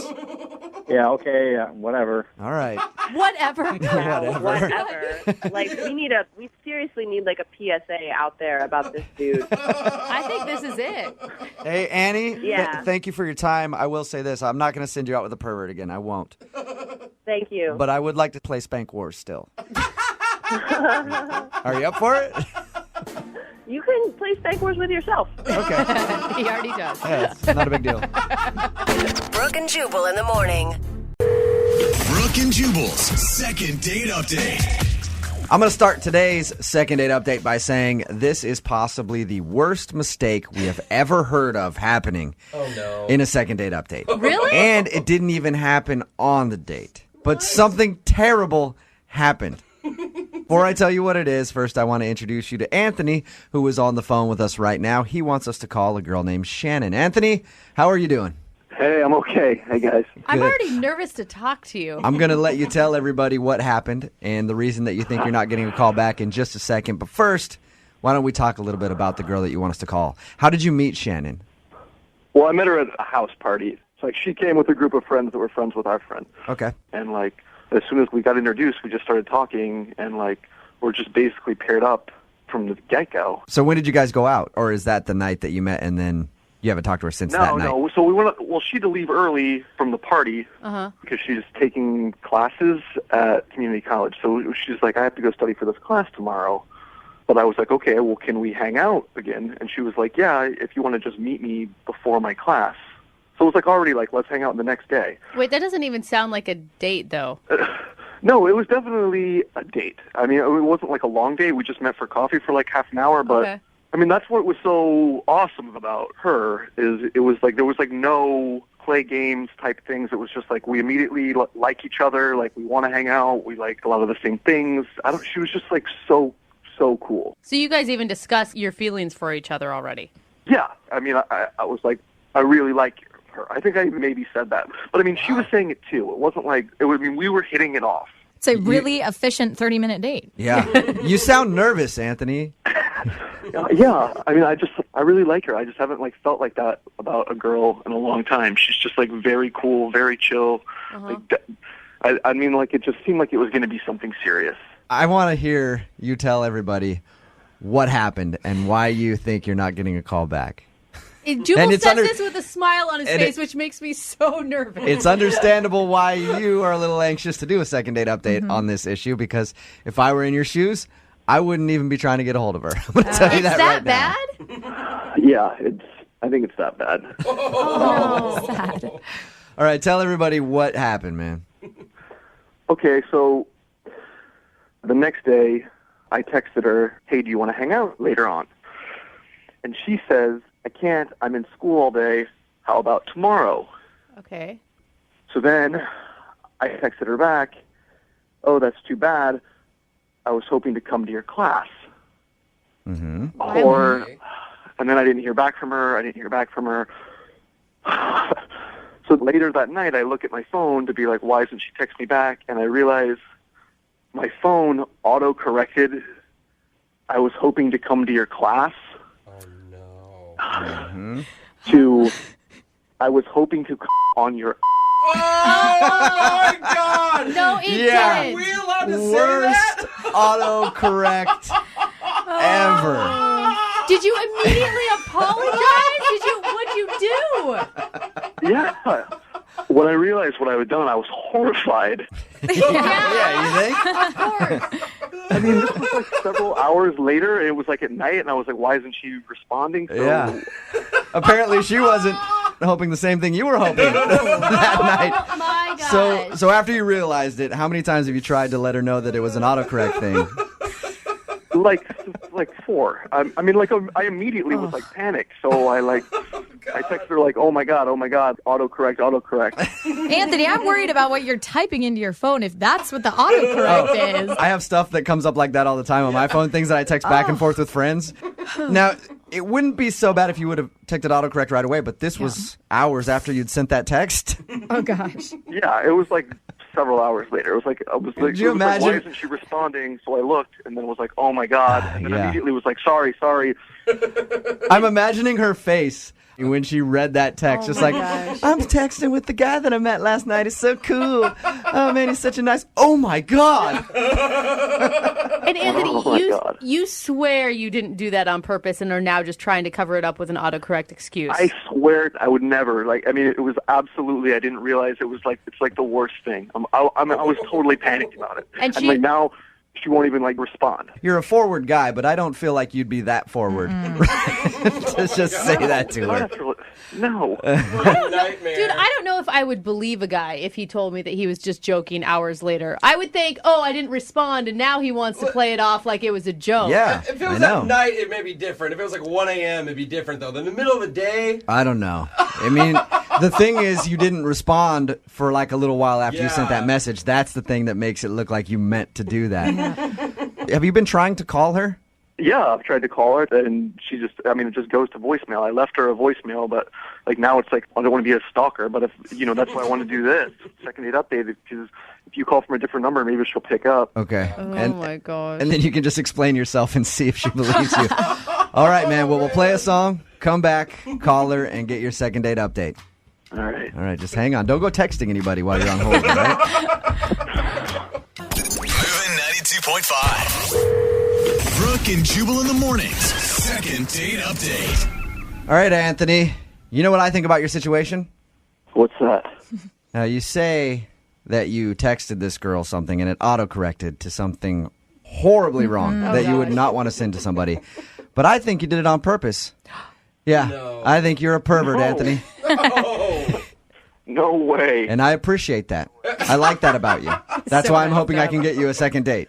If you're just tuning in for the second date update, Anthony is on the phone with us. Basically what happened is after they went out, they were texting back and forth. He asked her if she could hang out that day. She said she was in school. Anthony meant to text her, I was hoping I could come to your class. Mm-hmm. It auto-corrected to, I was hoping I could on your... Why did you say it again?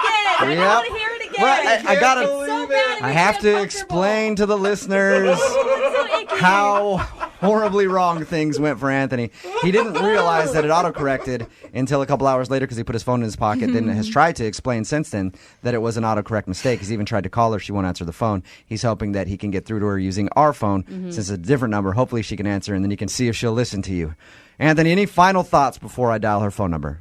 No, I'm really nervous. I really want this to work out.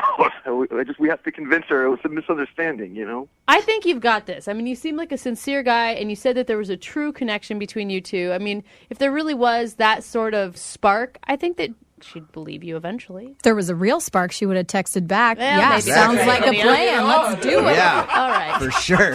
All right, Anthony, I'm going to call her right now, okay? Okay. Okay.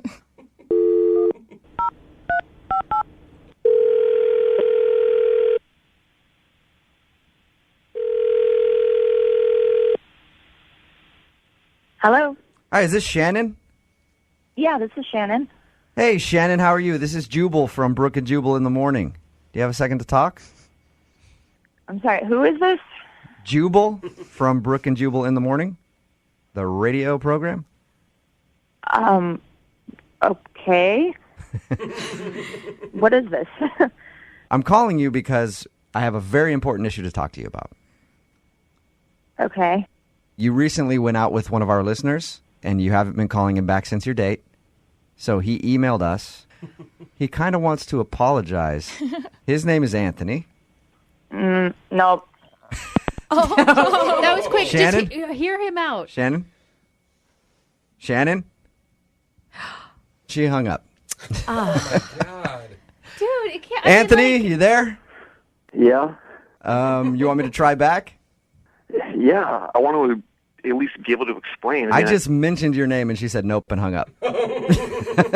She obviously thinks I meant to do that, and I didn't. Here's what we're going to do, Anthony, okay? I'm going to try her back, but I'm not going to talk at the beginning of it. As soon as she answers, you try to talk to her. See if she'll stay on the phone with you. I mean, okay. I mentioned your name, and she was, like, gone in a second, but maybe you can get her to stay on. I don't know. You want to try it that way? Yeah. Okay. Yeah. Be prepared to rapid apologize. Yeah, dude, quick. I'm sorry. Okay. I'll do my best. All right. You got this, buddy.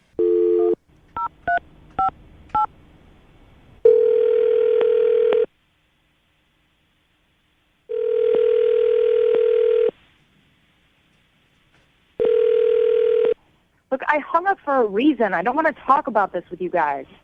Shannon, this is Anthony. Don't hang up, okay? Don't hang up for 2 seconds. What? Can I just talk to you for 2 seconds? Just please don't hang up. No, I know. You're mad about the text, right? You're mad about the text message?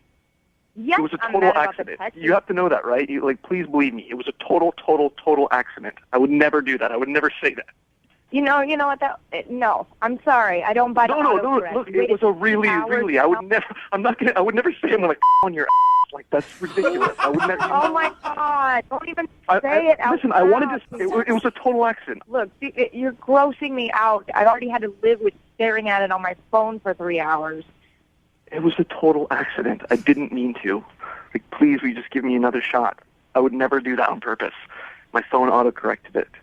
I mean, we had a great time before that, right? We had a great time at the coffee shop. It seemed like we really like each other. I mean, like, I felt like this was going somewhere. I felt like this could work. I mean, I thought we had a great time, and then imagine reading that from somebody and just being like, oh, he's just like every other douchebag, you know? Hey, Shannon, I believe Anthony that it was a mistake. We talked to him for a little while. Yeah. He was super nervous to call you. The things that he said about you before we made this phone call, Shannon, were all positive. Nothing was. Normally we talk to dudes, and I'm the first one to admit this is the way I feel about a girl. Like, every time, I'd be like, oh man, she was hot. He didn't even say that about you. He just talked about how he liked talking to you and stuff. So I believe that he wouldn't be the type of dude to shoot out something of that magnitude in like your first few text exchanges.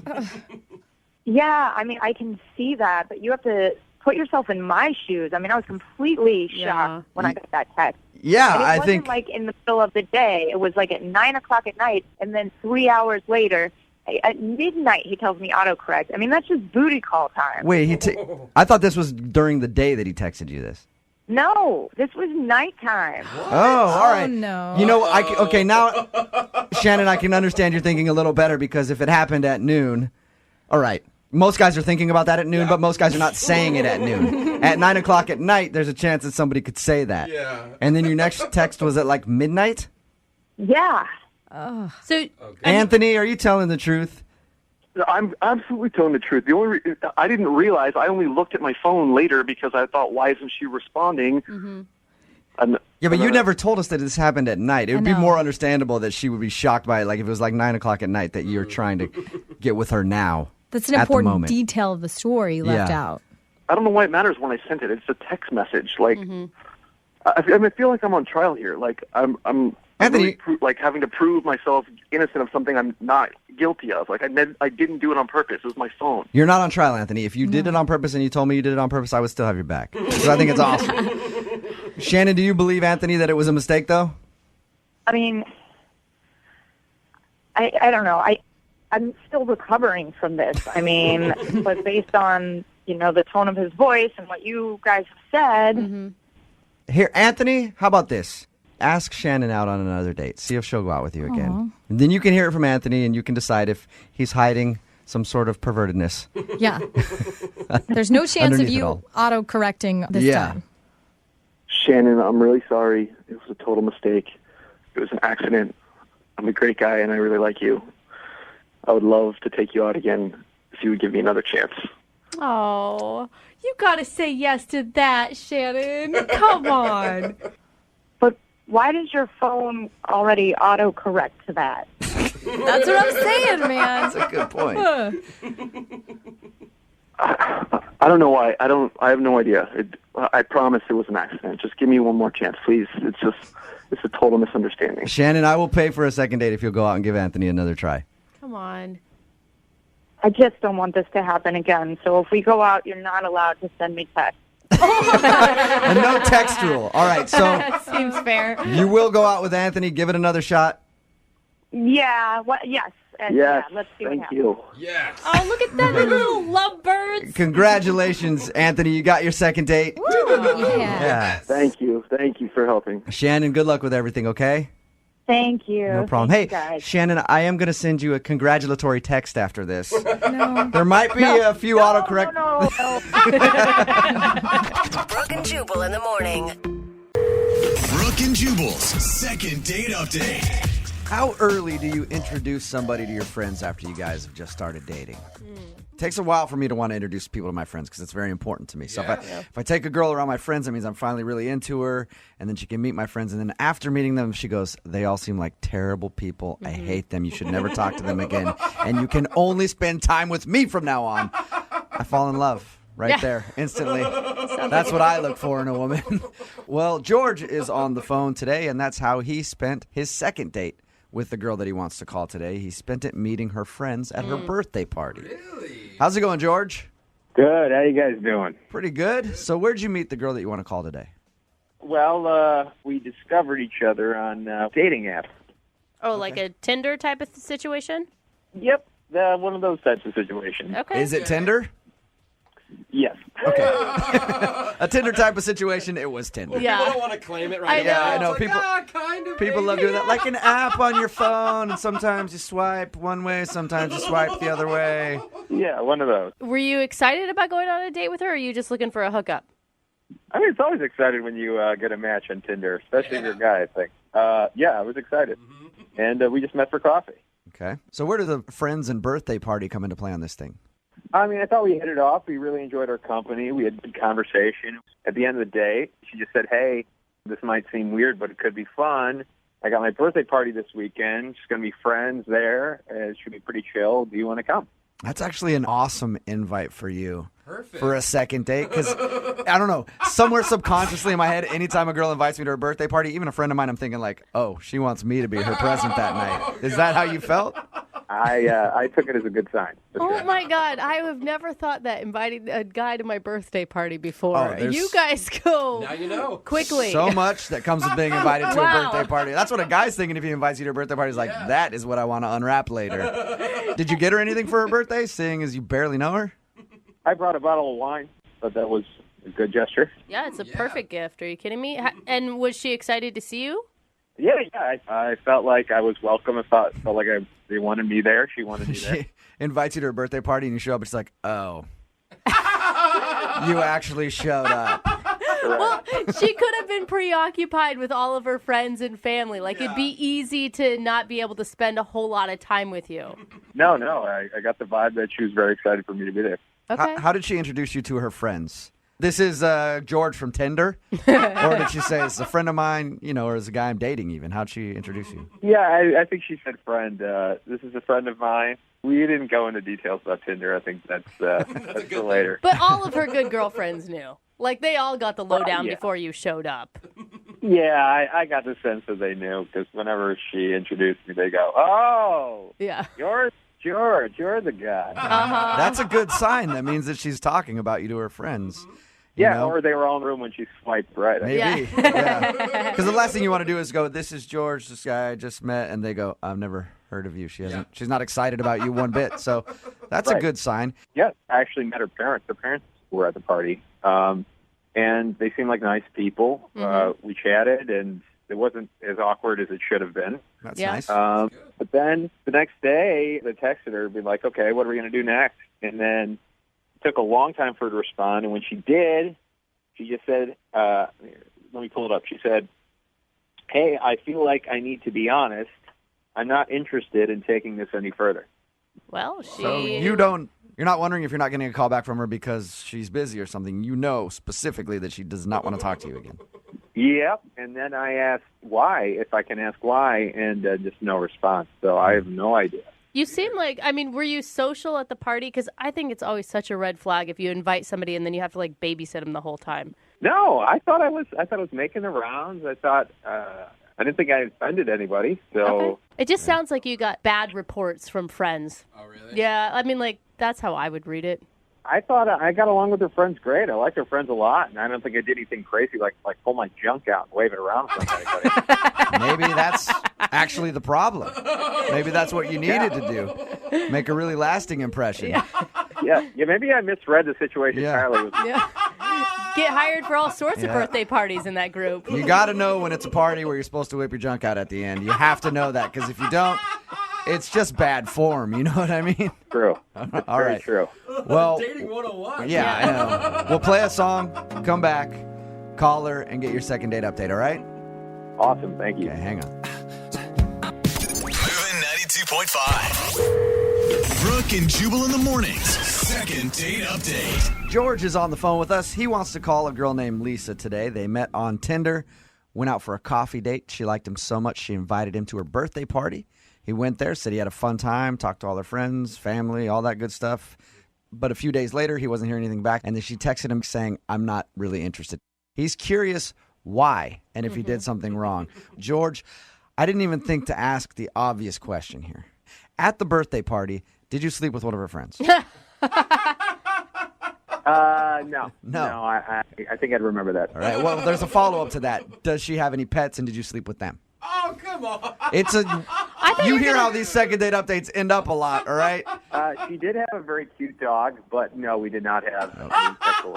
All right. Oh, my God. So, from my perspective, everything should be good, and she shouldn't be blowing you off. Are you ready to call her?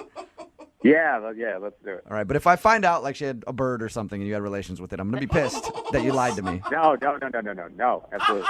I'm just trying to make sure we're on the same page. All right, I'm going to dial the phone number right now and get her on the phone and get your second date update. You ready? Yeah, let's do this.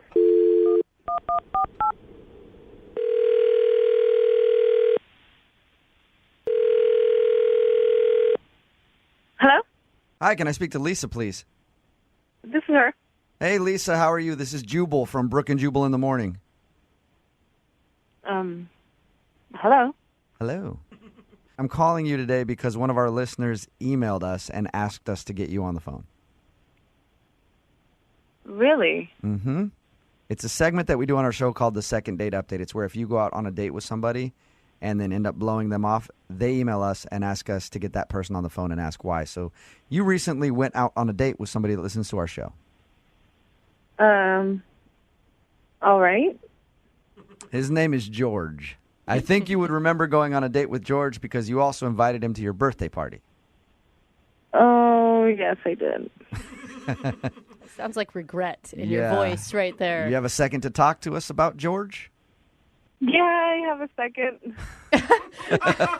Unfortunately. Yeah. So he told us about how you guys met and he went to your birthday party. He thought everything went great. And then you sent him a text message saying you didn't want to talk to him anymore.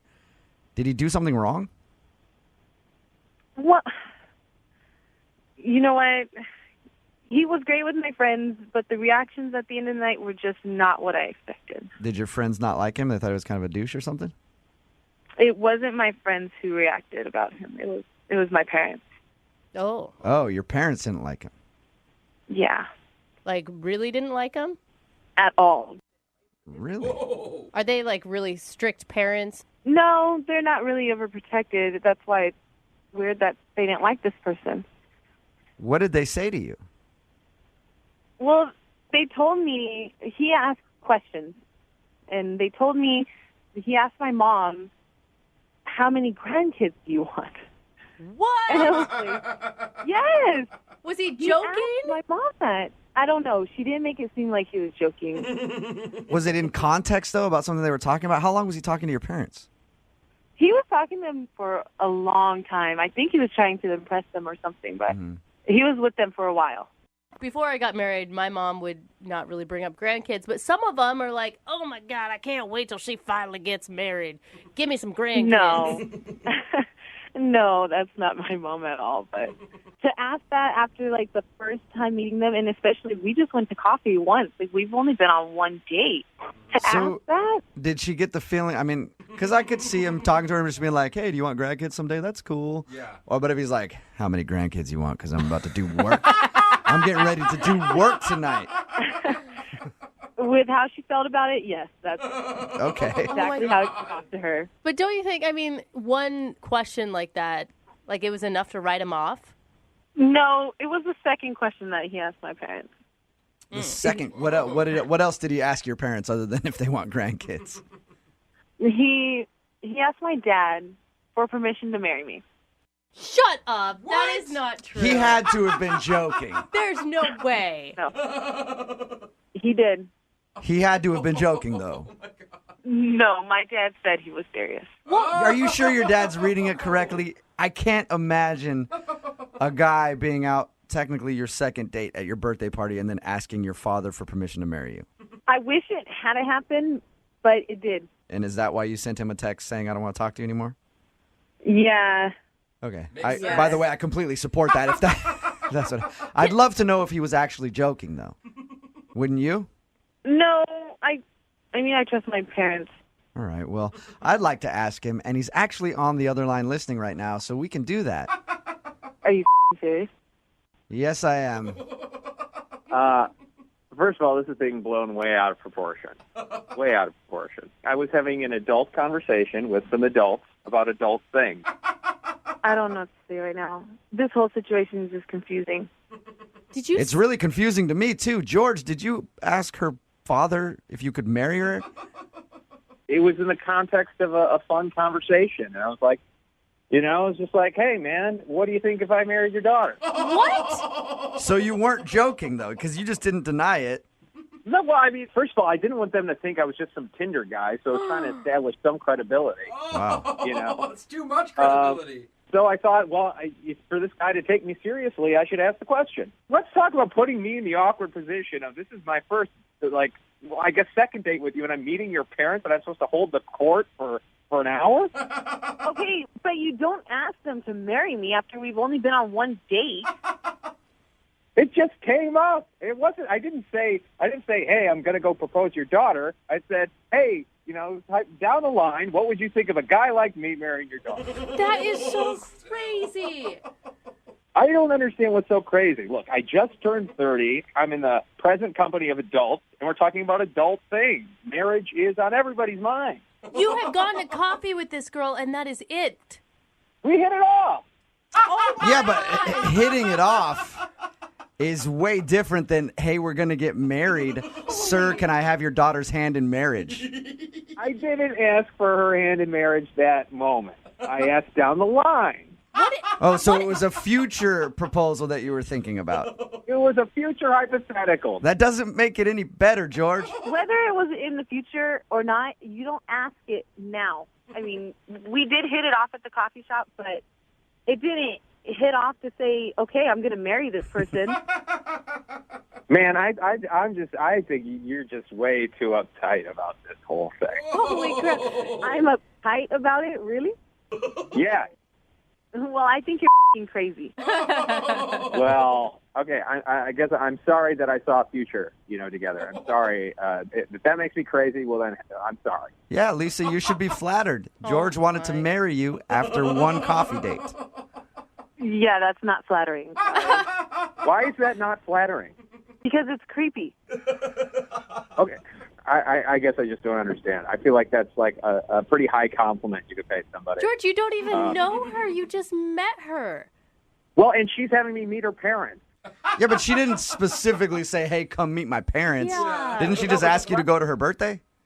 Yeah, but she left me alone with her parents for like an hour. I mean, you think she would see that and be like, oh. So were you like pissed off that she left you with her parents for so long? You're like, I'm just going to screw this whole thing up right now. Hey, sir.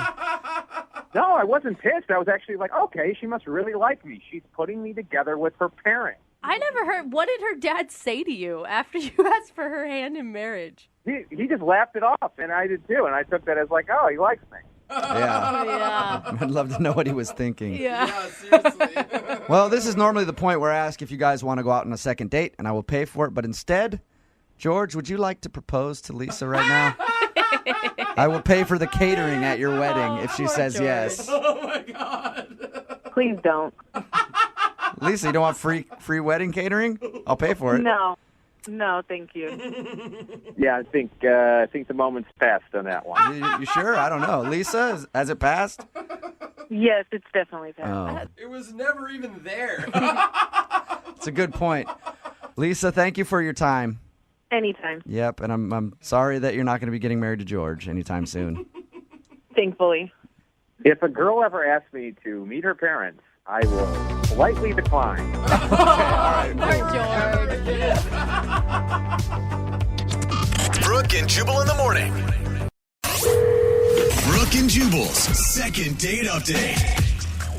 You know what I found that women absolutely love? This isn't going to be good. Yeah, awkward mustaches. No. They dig God, it they're so gross. much. Definitely not. We've got Carl on the phone with us right now. Carl actually met a girl online. His email for a second date update said that he's concerned his mustache for Movember might have turned her off a little bit because it looks different than his profile picture. They met on a dating website. Because it looks different or because it looks kind of pervy? Yeah, Hey, how it's does for good cause, you guys. I know, Come on. but hey, there's got to be attraction on a date. If anybody doesn't know what Movember is, guys grow out their facial hair for prostate cancer awareness. Carl is apparently doing that, right, Carl? Yeah. How's your mustache look? Is it really bad?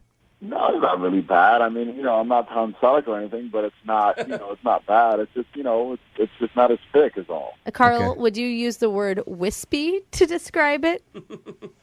I'll plead the fifth on that. No, then that's bad. So your email said Gross. that you were concerned the girl you went out with, Rachel, might have been turned off by your mustache because it looks different than your profile pic on your dating site. Did you tell her that it was for Movember? Yeah, I mean, I think everybody knows about Movember, don't they? I mean, it's kind of like it's a movement, like it's kind of a big deal. What was like the main thing that attracted you to her profile? Yeah, so on the dating site, we had like a 97% match. If she was any closer, she'd be my mirror from Justin Timberlake, Wow. Wow. Quoting JT. Yeah. Maybe that's the problem. Maybe that's why she's not calling you back. You quote Justin Timberlake. If it was any closer, she would have grown a mustache. Okay, that would have been bad. So how did the date go with Rachel?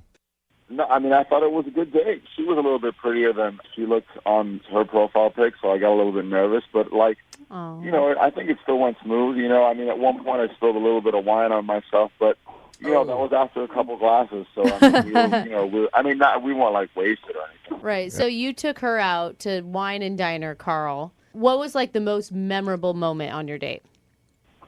I don't know. I just felt like a connection. Like we were like looking in each other's eyes. We were smiling a lot. You were stroking your mustache. Oh, come on, man. Boo. No, man, it was cool, you know, like we were just getting along. Like I felt a connection, you know, like it was genuine, it was authentic, I thought, you know.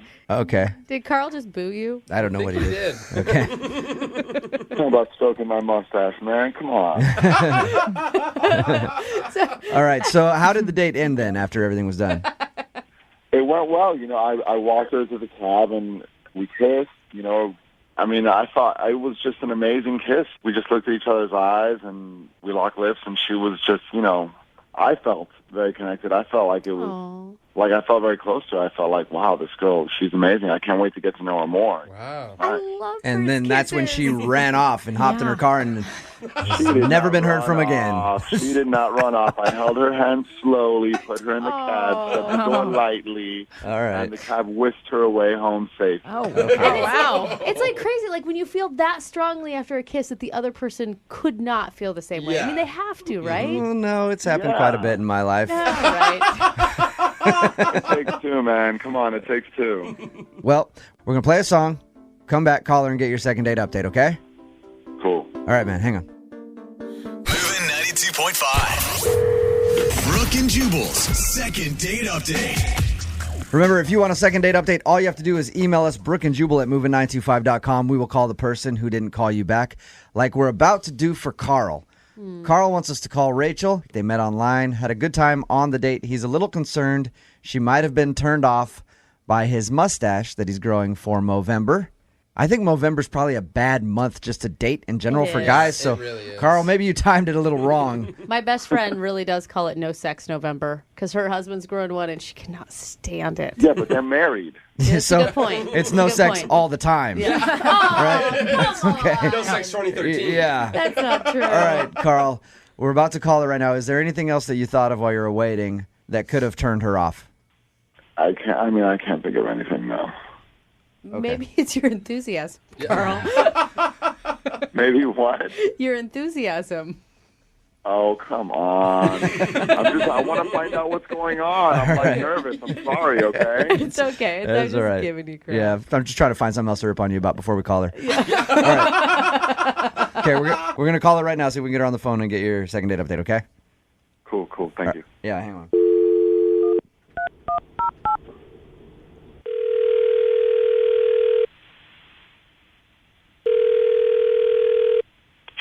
Hello? Hi, is this Rachel? Yeah, it's me. Hey, Rachel, how are you? This is Jubal from Brooke and Jubal in the Morning. I'm moving 92.5. Hi. How's it going? Good. Why are you calling me?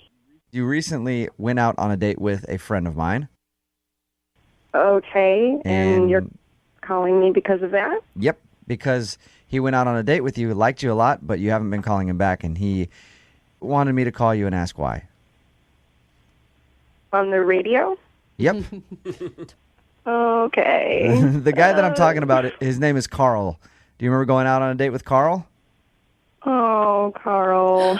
Oh, no. That was a bad Nice guy. Oh. Kind of Yeah, an real- awkward, Real nice. kind of an awkward mustache for Movember. Yeah. It's all coming yeah, back to you. I mean, yeah, I remember Carl. Okay. Is there any reason why you don't want to go out with Carl again? I don't think that we really clicked, I guess. I don't know.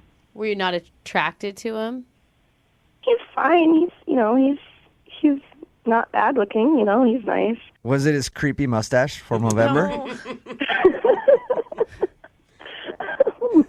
No. Okay. It was bad, though, wasn't it? It was not good. Yeah, he just should not. I totally appreciate November. It's a great thing, but some people just should not do it. Yeah. Well said. You kissed him at the end of the night, though. He told us that. Yeah, God, he told you. Yeah. Yeah, it's not the way he looks. It's just sort of like how he is. Is he awkward? I will just say that Carl is a hugger. What? A hugger, like as soon as you met him, he hugged you and that scared you away? Like when we did meet, I went out to shake his hand and he just sort of brought me in for a big like 20-second hug. 20 Like, seconds. too long. That's a long hug, though. Okay, But that's come on, different you than ended up just- swapping spit with him at the end of the night. That can't be a deal breaker. No, the hug was whatever. It was like a long hug, but then at the same time, he was like whispering in my ear, like being like, like, oh, I'm so glad we finally get to do this. That is kind of strange. I support the hug. I don't support the whispering. He like hugged our waiter at the end of dinner. Really? I do that. He said that you hug your waitstaff? I mean, if we like connected, That's weird. I've hugged 8 people years of before. serving, maybe once have I been Yeah. hugged, and it was probably my mom. I mean, maybe Nobody they were, like, hugs their waitstaff, Brooke. Great salad. like Give her, bring it in. joking around. Yeah. But if that's like really made a connection with that person. No. Because then he like, as we were leaving, he also like hugged the host as we were like leaving. Really? Okay, so Carl's a creepy hugger. That's what you think of him. No, Carl's a sweet Almost hugger. like it's not even creepy. It's just like exuberant in a way that I'm not into. I'm just imagining him leaving tips in the form of hugs. Yeah. Like got not 6 cash. hugs tonight. I think that is really sweet of Carl. No, you don't. Yes, Come I on. do. He's walking through the restaurant hugging everybody he walks by, Brooke. You can't possibly really think that is a normal thing. She said that it wasn't creepy and it could be making other people's day better. I mean, like, we were not wasted. Do you know what I mean? He just likes wrapping his arms around things. Hey, Okay, time out. Can I talk? Rachel, Can I say Carl. something? Yeah, Carl is actually on the phone, Rachel, and heard everything you just said. What?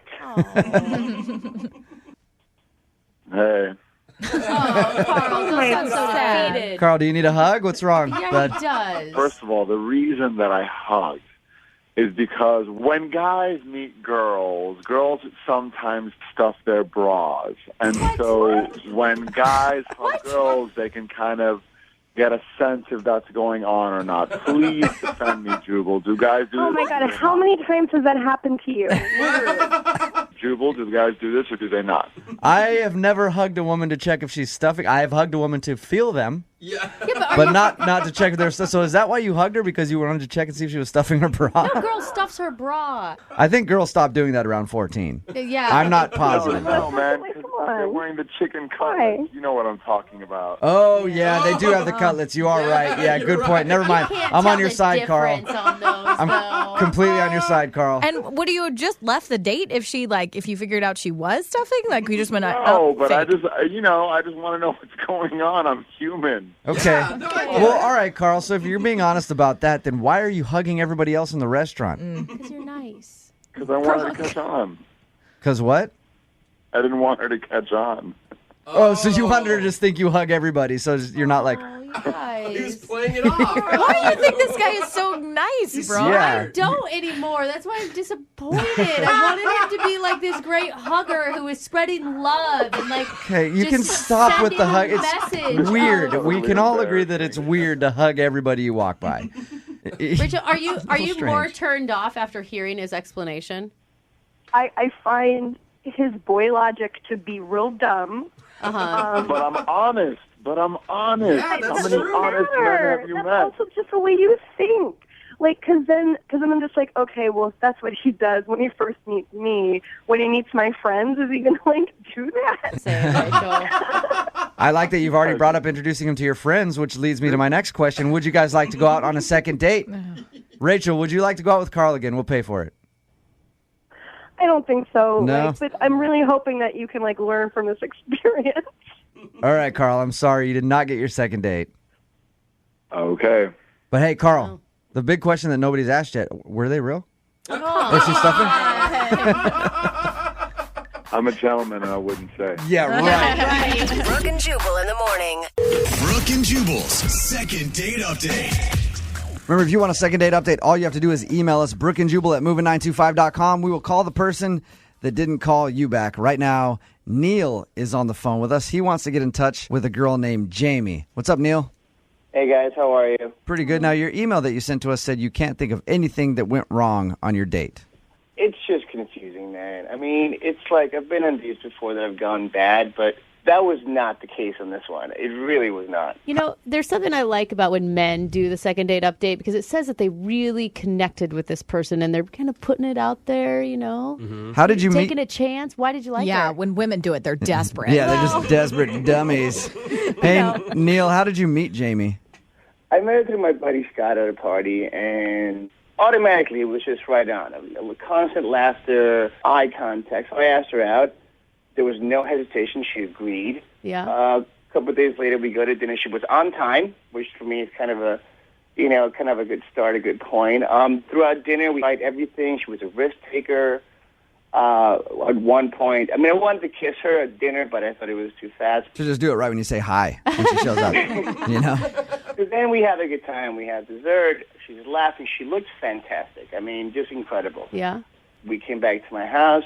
We did have a very long, pretty awesome makeout session, which I thought was kind of fantastic. Nice. Oh, that's cool. How long would you say a long makeout session is? I would say about an hour or so. Whoa! Yes, it's about an hour. Whoa! My jaw is sore. Did you lose any clothing? No. I was a complete gentleman. I did not want to rush it because I was sort of looking forward to a second date, so I didn't want to mess it up. That's why I called you guys. So how did it end then? When she left after your hour makeout? She gave me a kiss, and we made plans for a couple of days after that. I called her the next day, and nothing. I've not heard anything from her since. And you've met her at a friend's party. Did you find any information about her through other people, or is she out of town, or? No, not really. She's just she's an acquaintance of my friend, and I met her at the party, and I took a chance and asked her out, and she said yes. All I'm saying is, if she didn't want to go out with me, she should have just said no in the first place. Okay. Yeah, it's kind of weird that she would make out with you for an hour, then kiss you and make plans, and then not answer your call. And you're sure she's single? As far as I know, she told me she was single. Okay.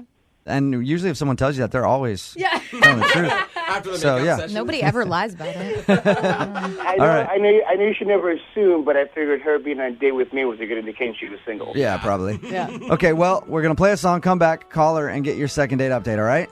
All right, bud. Thanks. All right, man, hang on. Moving 92.5. Brooke and Jubal in the mornings. Second date update. It is really weird when you're hanging out with somebody, especially like Neil, who's on the phone with us right now for a second date update. He made out with the girl for an hour at his place. She left. They kissed when they left and made plans for later on, and then she just doesn't call him back at all. Nothing. That would drive me absolutely insane, and I don't even really care that much. But it would bug the hell out of me, Neil. How long has it been since the last time you tried to get a hold of her? It's been about a week or so. And what are you going to say to her when you talk to her? Like, what do you want to come of this? Like, you want a second date, or you just want to know why? I'm just more confused than anything else. I mean, if anything, I would like to know that if I do meet somebody else like her, that maybe if I could do something different. Yeah. You know what I mean? Yeah. At least you know you're probably not a bad kisser. I mean, an hour. That's a good Such point. a long I'll take that. It would just bug me to not know. I'd rather have somebody tell me, hey, I think you're an idiot, than just like disappear, especially after we had a good time and there was nothing wrong. As a girl who's had quite a few makeout sessions, I'll say the only reason I haven't ever called one back is because there was another one on the side that I ended up liking more. Yeah. I mean, really. Wow. That crossed my mind. Yeah. All right, we're going to give her a call right now, man. You ready? All right, bud.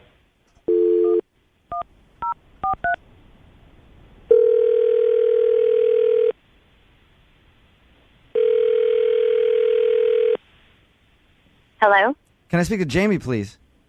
this is Jamie. Hey, Jamie, how are you? This is Jubal from Brooke and Jubal in the morning on Moving 92.5. I'm sorry, who is this? Jubal from the morning show on Moving 92.5, the radio station. Okay, Are you familiar with us at all? I am. Okay.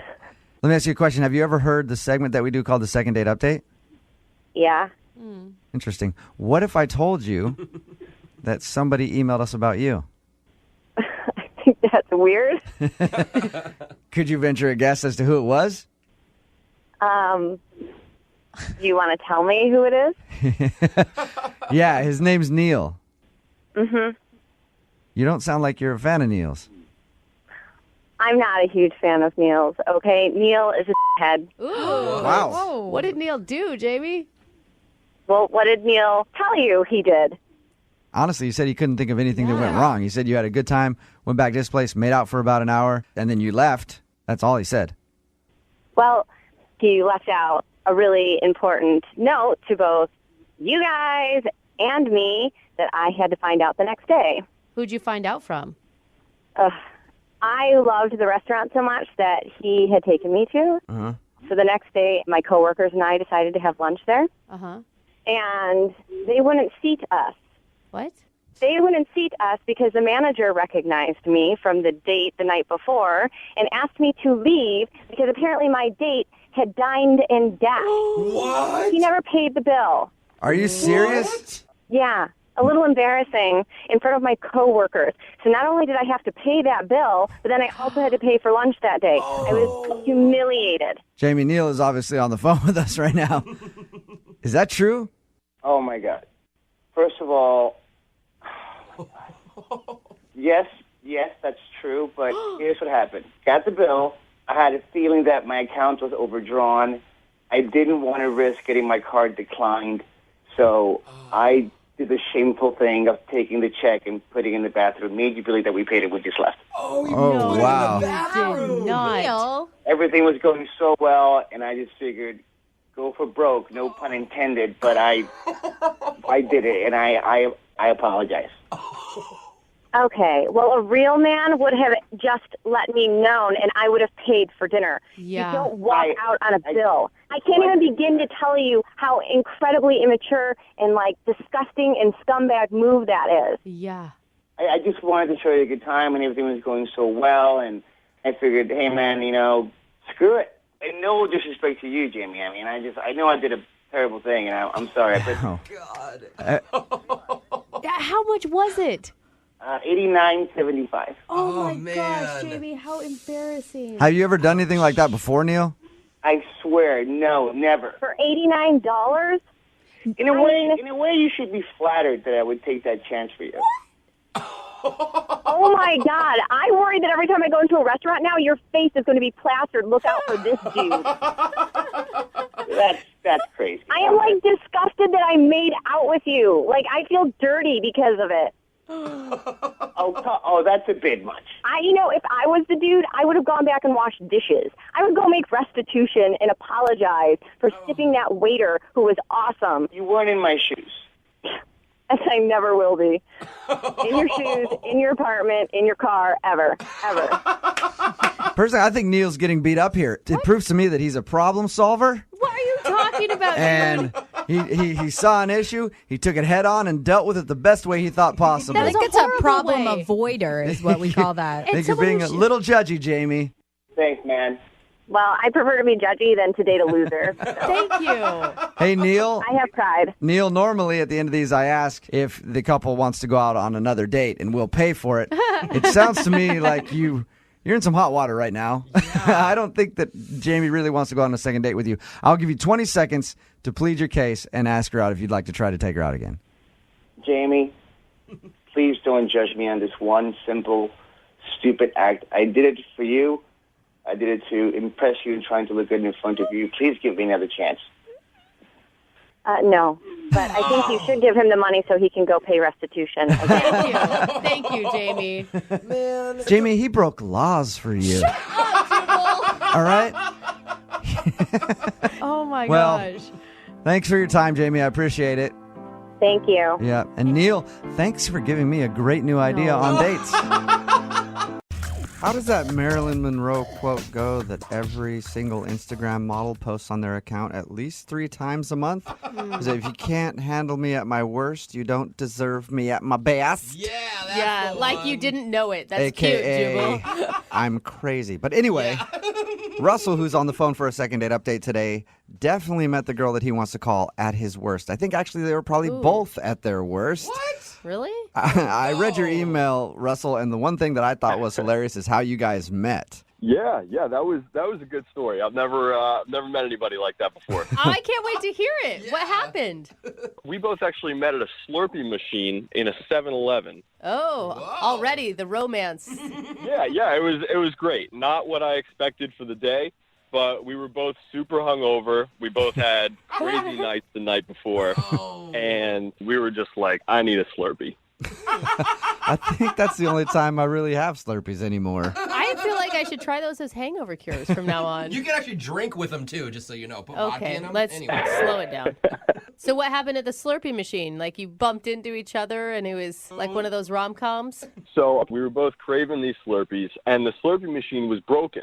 So, yeah. Man. So we talked to the guy working there, and he said, I'll be right back. I just need the right parts to fix this. I don't know how a Slurpee machine works. Yeah. So we were waiting there for a little while, and we just started talking. You know, we started up a conversation, and we both just talked about our crazy nights, and she seemed pretty cool. I mean, she was cute. So we just decided to hang out. She was cute with last night's makeup still on. Yeah, well, you know, some guys were into that. Yeah. And you probably had last night's makeup still on too, so it didn't really matter. Exactly. We were both at our worst. All right, so what did you guys do when you went out? Like on your actual, or was this the actual date? No, well, I guess this was the first date if you count Slurpees. But we decided to go on a bike ride around the city. Oh, not the same day you're hungover, did you? No. We both had to sober up for that. Yeah. Terrible. That's an awesome date. Yeah, right. You know, you get exercise, you get to see the town. Totally. There's something to talk about. Your blood's pumping. Everything Yeah. is looking good. How did it go? Well, the date went really well. We talked a lot. There was one point, this was actually something funny that happened. There was a mailman, and he got out of his truck, and he didn't see us coming. Oh, no. So she missed him. She went right by him. I was aimed straight for him, and I had to brake just immediately. Oh. My back tire went up, Oh, no. and he just was so scared, he laid down on the ground, and he was just frozen. He just laid down. He was like accepting his fate. He just saw his life flash before his eyes. Oh, So what happened? Did you That's funny. crash? Did you run into him? No, just missed him by a hair. Oh. That's awkward. It's almost like you'd rather hit him if he's laid down expecting you to hit him, and then you stop short. It's kind of, well, if you stop short, it's weird. It's like, okay, who moves first now? I felt bad for the guy. yeah. But anyway, we're talking about it, and she was like, "Oh, you're such a nice guy. You know, you didn't hit that guy. You were paying attention, and you know." So I was like, "Oh, great." You know, she looks at me as this really nice guy because I didn't hit this mailman with my bike. Also, Yeah, great, that's where her standards are. You Yeah. just have to not run over a mailman, and you're a hero in her book. That's what I'm thinking. Like, it takes so little to be a nice person these days. Yeah, so I had it made. I was in. At least I thought, you know. And so we went out to lunch after that, and we talked. We had a great time. So why isn't she calling you back if it was so wonderful? That's the part that I don't know. I have no idea. I texted her a couple days later, and I said, "Hey, I had a great time. Would you like to get together again?" And she said, "Please don't ever contact me again." Whoa, that's Oh, so extreme, man. She's not only not calling you back, she's aggressively saying, don't talk to me. Exactly. So So I wait. have no idea why. So now we're going to call her. Yeah. Okay, great. Yeah. Yeah. I mean, Do you have any idea why she would be so, like, Adamant? yeah. I have no idea. The date went really well, I thought. yeah. And I even texted her, like, why? Like, what's wrong? And should she respond? Not after that. No, nothing. Wow. Are you like some known felon and she did a Google search and found out all your horrible past? Not that I know of. Well, maybe we'll find out that you do have a criminal record and you didn't even know it. We could. All right. Well, we're going to play a song, come back, and then call her and get your second date update, okay? Great. I really appreciate it. Yeah, man. Hang on. Moving 92.5. Brooke and Jubal in the mornings. Second date update. Will today's second date update end with Russell getting another chance at love? Or being solo? Or with all of us getting a restraining order? I'm going to go with number 3 because the girl we're about to call sent Russell a text saying, please don't contact me. So, Russell, I am excited for the no contact order and restraining order. I've had a goal in my life to at least get one of those, and we might get both here. Yeah, let's dream big. All right. Just to remind everybody, Russell met a girl named Dana at the 7-Eleven. They were both hungover getting Slurpees. And then they started a conversation, decided to go on a bike ride, and then they had lunch. And according to him, other than almost running over a mailman with his bike, nothing bad happened. But after the date, he texted her asking if she wanted to go out again. And that's what she said. Don't contact me anymore. So we're going to contact her. That's how we're going to do it. You guys. Are you sure you want to do this? I want to know. I want to get to the bottom of this. And, like, is your goal to go out again, or is it just to find out the problem? I'm more concerned about what the problem was. A second date, yeah, maybe. But, I want to know what went wrong. Yeah, if you have no idea and her reaction is that strong, maybe you're doing something on dates that is not cool and you don't even realize it. Yeah, exactly. And I need to know. I think she found something online that was bad about you. I mean, that is a possibility. She could have... Was there stuff online that's bad about you? No, here's the thing. My ex is not a good person, and we had a really bad breakup, and I'm wondering, maybe there's a possibility she talked to her somehow. I don't know. Okay. Okay, Well, we'll see? find out. I'm going to dial her phone number right now. Here we go. Okay, let's do it.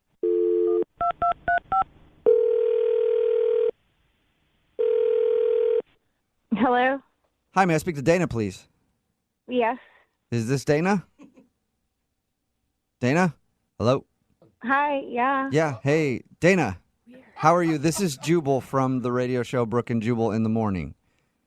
Are you okay? Dana? Are Dana. you okay? Hello? I'm here. Who are you? Jubal from Brooke and Jubal in the Morning. It's a radio show. And I'll just cut to the chase real quick. We do a segment on our show. It's called the Second Date Update. That's where if you go out on a date with somebody and they end up not calling you back after, we'll call that person and find out what happened. So you went out with a dude named Russell not too long ago. No, oh my God, no.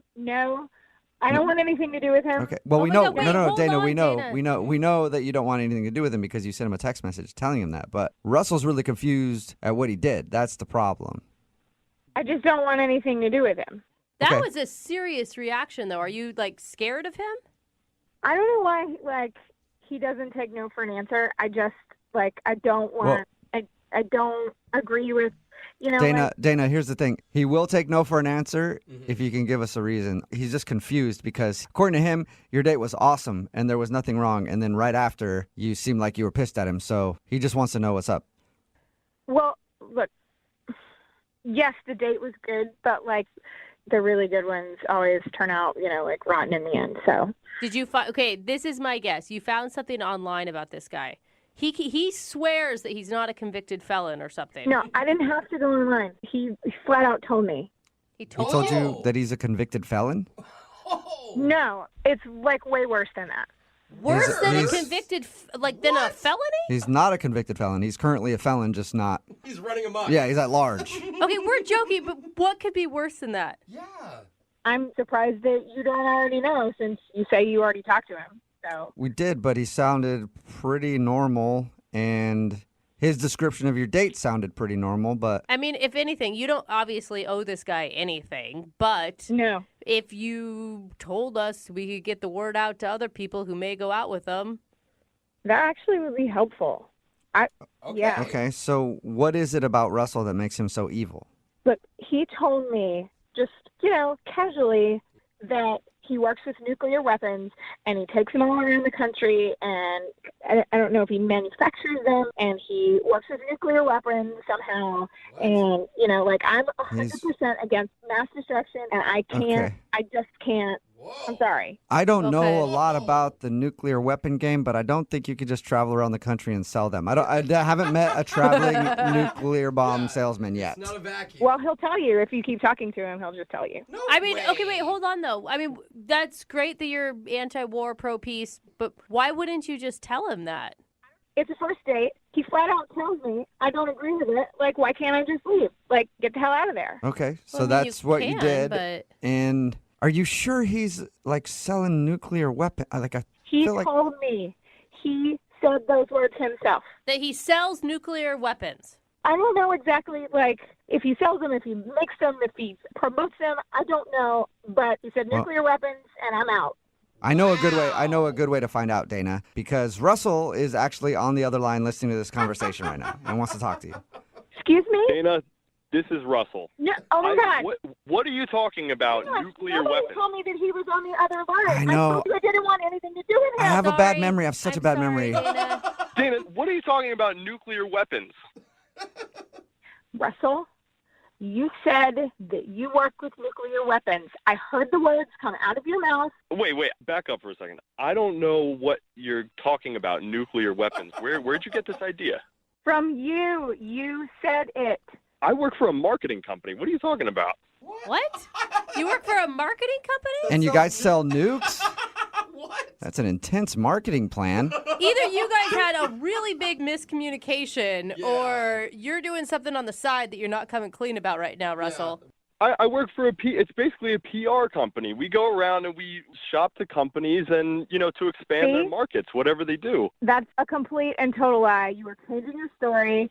You're making it sound because we're talking to these people, but I heard you. The words came out of your mouth.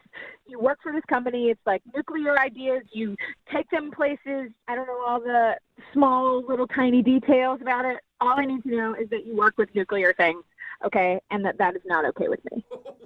What? This is a huge misunderstanding. The name of my company is called Nuclear Ideas. Like 3 words? Wait, did you say nuclear, like as in brand new and not vague? Yes, exactly. Oh, my God. New space clear. Dana, are you still there? Yeah.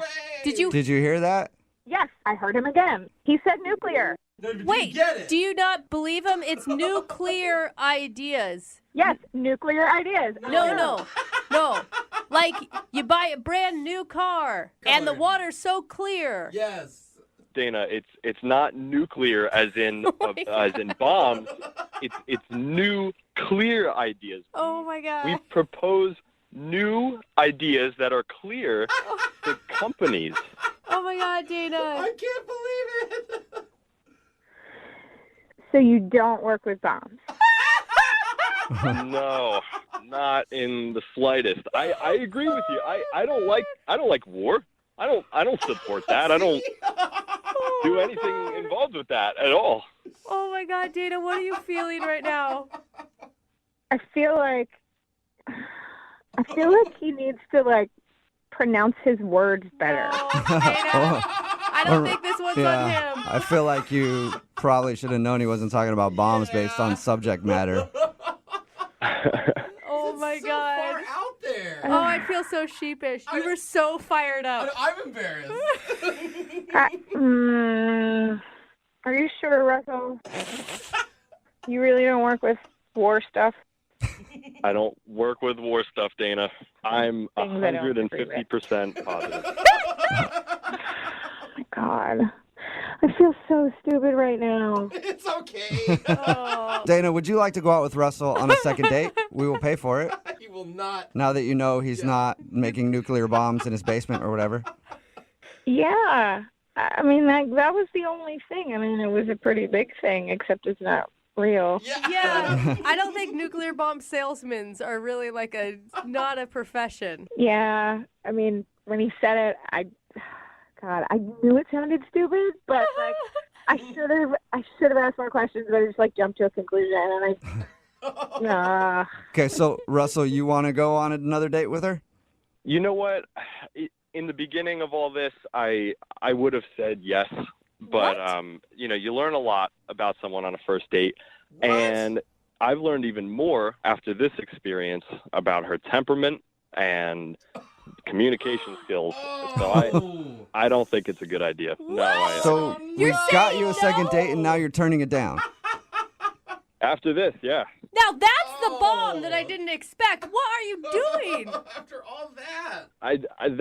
It was just the overreaction was fierce. Oh. But wait a minute. It was clearly a mistake. Listen, we can be friends. Ooh, friends. But I just don't think it's a good idea for me to be matched up with you on a romantic level. I just don't see it. Wow. Okay. Yeah. It's an awkward ending, isn't It it? is. I don't even know what to say. Dana, thank you for your time. Yeah, I guess mistakes happen, but Well, yep. All right. Well, sorry, guys. No, it's fine, Russell. Way to bring the mood down, though. Brooke and Jubal in the morning. Text in at 78592. It says Russell dodged a bullet. Correction, he dodged a nuclear bomb. Oh, gosh. It's Brooke and Jubal in the morning talking about the second date update. If you missed it, this dude, Russell, wanted to call Dana. They went out on a date. Everything seemed fine. After the date, though, she texted him and said, never contact me again. So, of course, he did the right thing. Had us contact her for a second date update. But we got to the bottom of the problem. She is against war and all things war. And she thought Russell was somebody who sold nuclear weapons. But Russell works for a company called New Clear Ideas, and she heard nuclear ideas, and that's why she said never contact me, because she thought he was some sort of international arms dealer or something. I could see where the name sounds like nuclear. I get that. Yeah. But why wouldn't you have a further conversation? I mean, if someone told you that they were dealing with nuclear bombs, I'd have all sorts of questions. I definitely right? would want to find out more about that. Even if I was against it, I'd be like, whoa, I've never met somebody who goes door to door and sells nuclear bombs before. In the end, Russell decided not to go out with her because he thought that was kind of weird, that she didn't realize it was nuclear and not nuclear, and the way that she reacted, saying never contact me again. Yeah, and I think her was all upset. He decided not to go out with her again. jump to conclusion was a little bit much for him. A little bit. Yeah. Remember, if you want to do a second date update, all you have to do is email the show, and we will call the person who didn't call you back. Moving 92.5. My experience dating, I've found that there is one surefire way to impress the girl that you're out on a date with. Oh, this is going to be good. And that is to complain about the bill. That's right. Complain to the wait staff, complain to the manager, cause a scene if you can. Because that says a lot about you. It says that you're not going to take anybody's crap. Nobody's getting over on you. And you know what that says? If there's a long-term relationship between you guys, if you're willing to stand up for being overcharged for a vodka cran now, you're going to stand up for something bigger for her in the future. Women love it.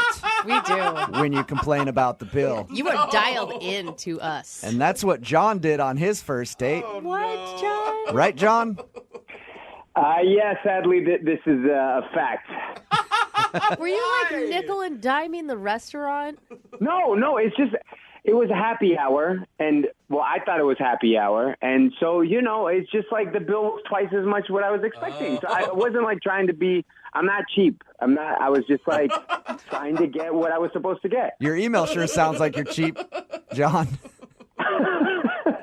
Well, then I should have written it differently, because it was just that, first of all, I'm a huge fan of you guys. I just have to say that. I love the show. And second of all, as a fan of the show, you know that I'm not cheap. I'm a good person. Yeah, whatever. Oh, no. If you're a fan of the show, you know that you're probably a terrible person. Yeah.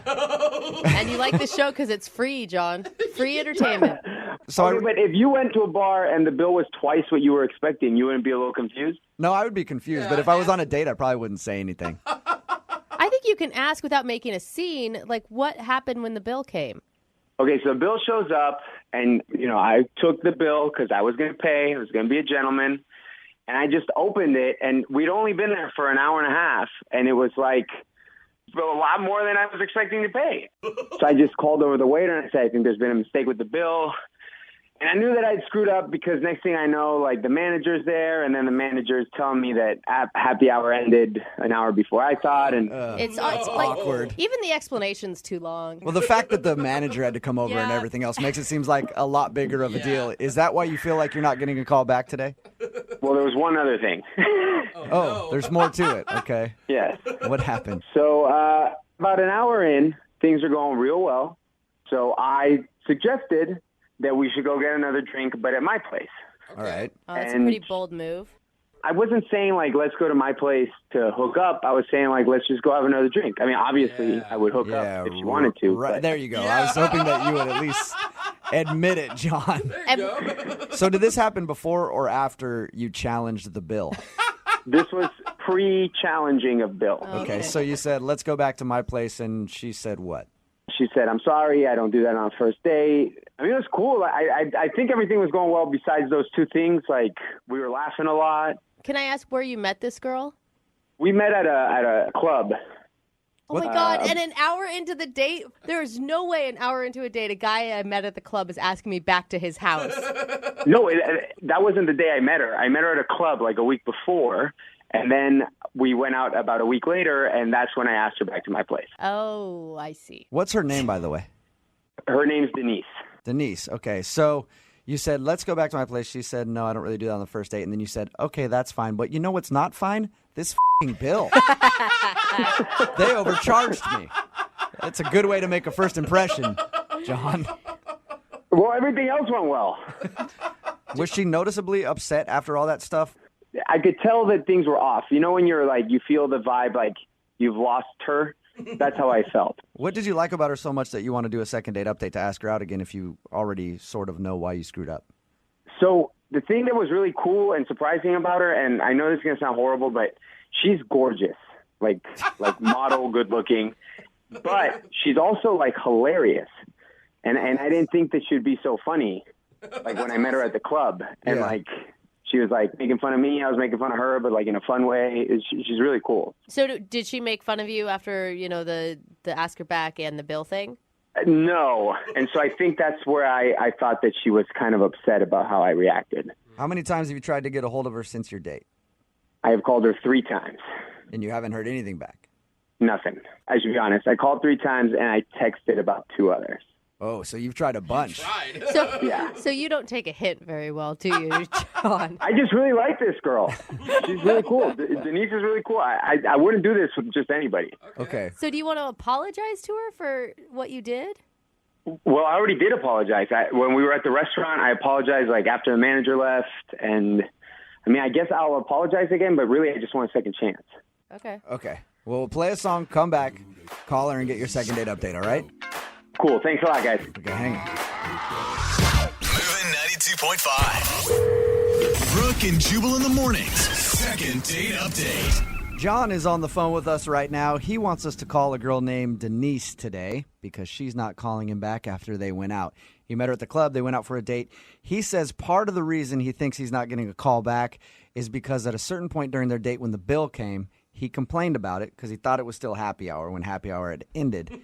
So much so that the manager had to come over and they discussed the bill, and he thinks that was a major turnoff because it got weird after that point. All right, John, before we call Denise and you apologize to her for that incident and see if you can get a second date, I think it'd be a good idea, actually, if I call the bar that you went to as well so that I can apologize to them for your behavior. Would you like me to do that too? Yeah, why not? Let's do it. Let's just say sorry to everybody that was involved in your horrible date, John. Yeah. No, please. Let's call everyone. Okay. Were you humiliated when the manager came over to talk to you? Of course, because it was at the end of the date. It was horrible. I just wish that I hadn't even said it. Yeah. That's when you look at it and you're like, all right, whatever. It's like $25, $50 more than I was planning on spending. I might as well just suck it up. You know? All right, well, I'm going to dial the phone number right now, get her on the phone, and get your second date update, okay? Okay. Here we go.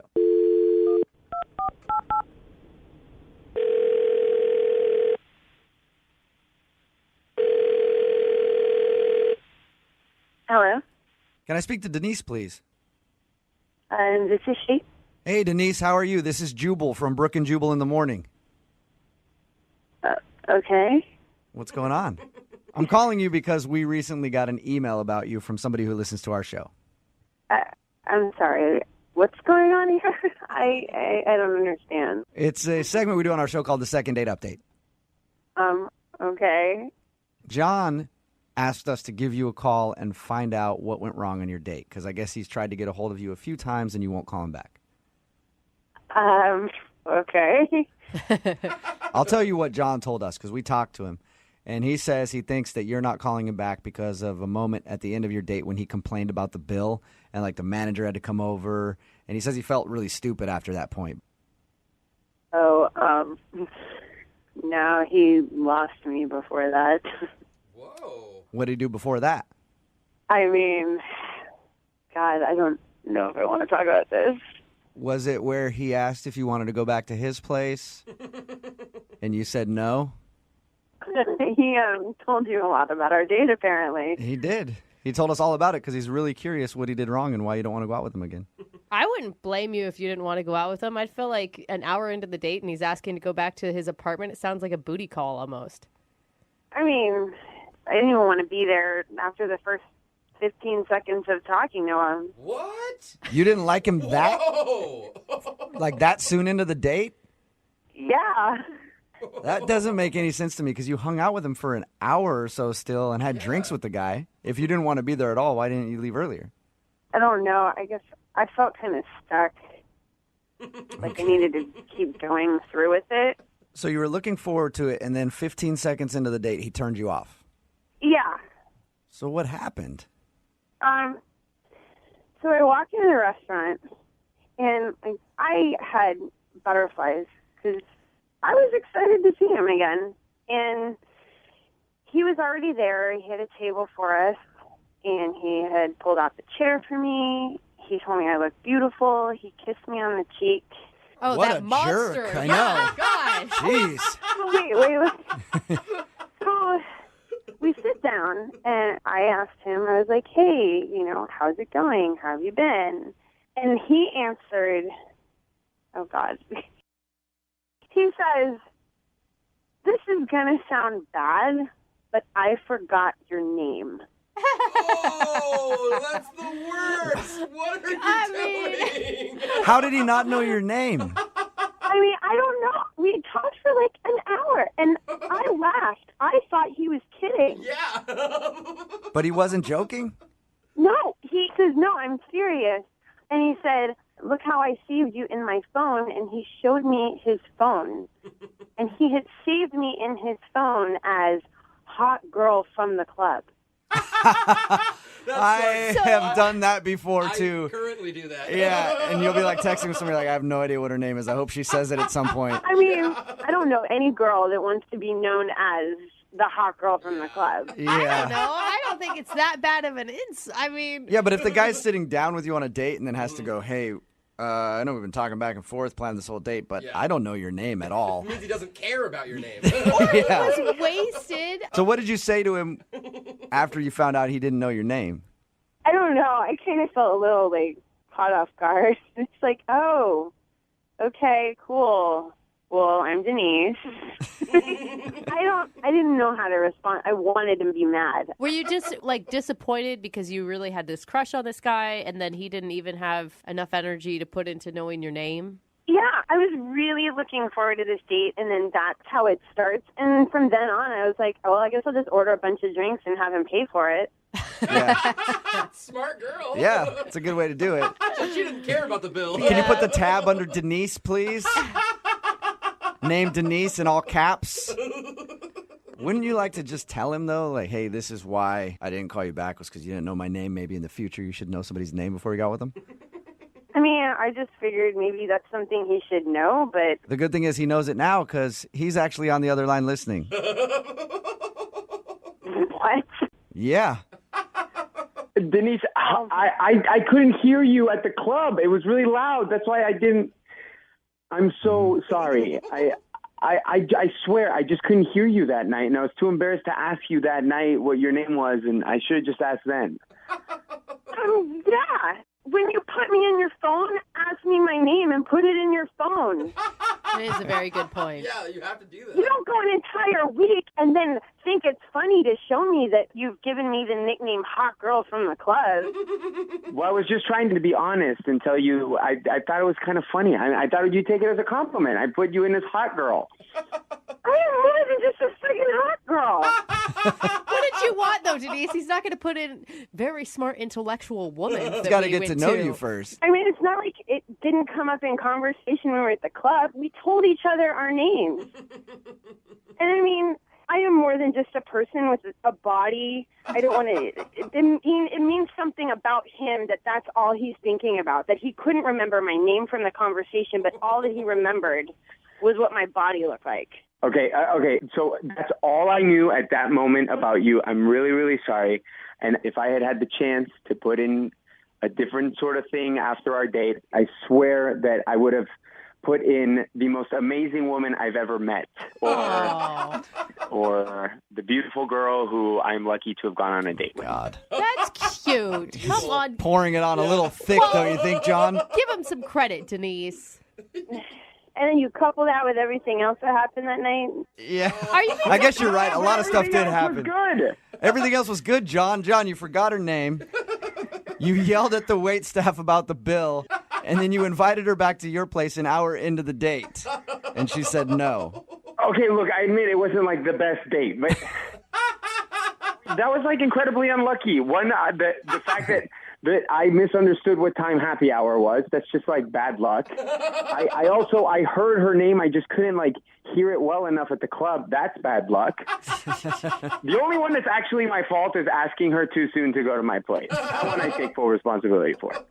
Denise, would you like to go out on a second date with John? We'll pay for it. I don't know. Come on. Just give him another shot. Now that he knows your name and he knows not to yell at waiters. It's me. I mean, it would be really hard for me to start over on this one. Do you want to give him a shot, though, and see if he can do it?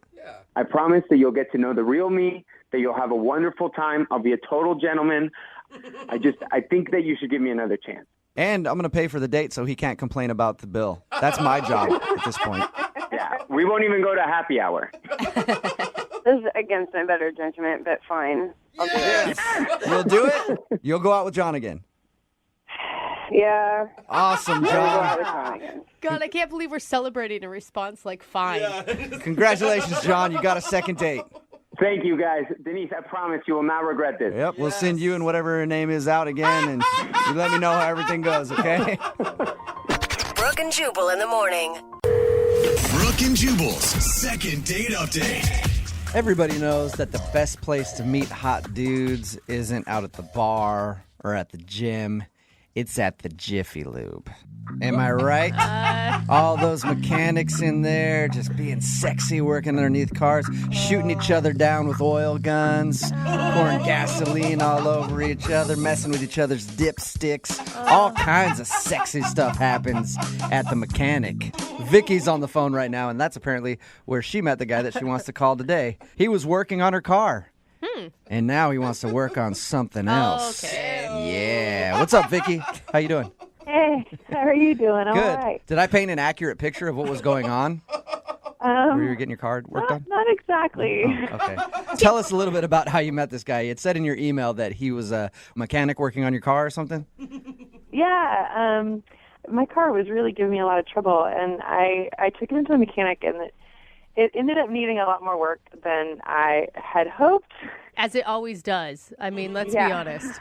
It was not looking good. And one of the guys, he was just, I don't know, he was just incredibly helpful. He made sure that I understood what was wrong and then what needed to be done and, like, the options that I had. And it wasn't that he was being, like, extra attentive, like, creepy or extra attentive flirty. It was just that he really seemed to be interested in what he did and, like, that I understood what was going on. So I don't know what happened. I don't usually ask guys out, but all of a sudden I just asked him. I just said, you know, I really appreciate this. You're so sweet. Would you like to have a drink sometime? That's cool. God. What's his name, by the way?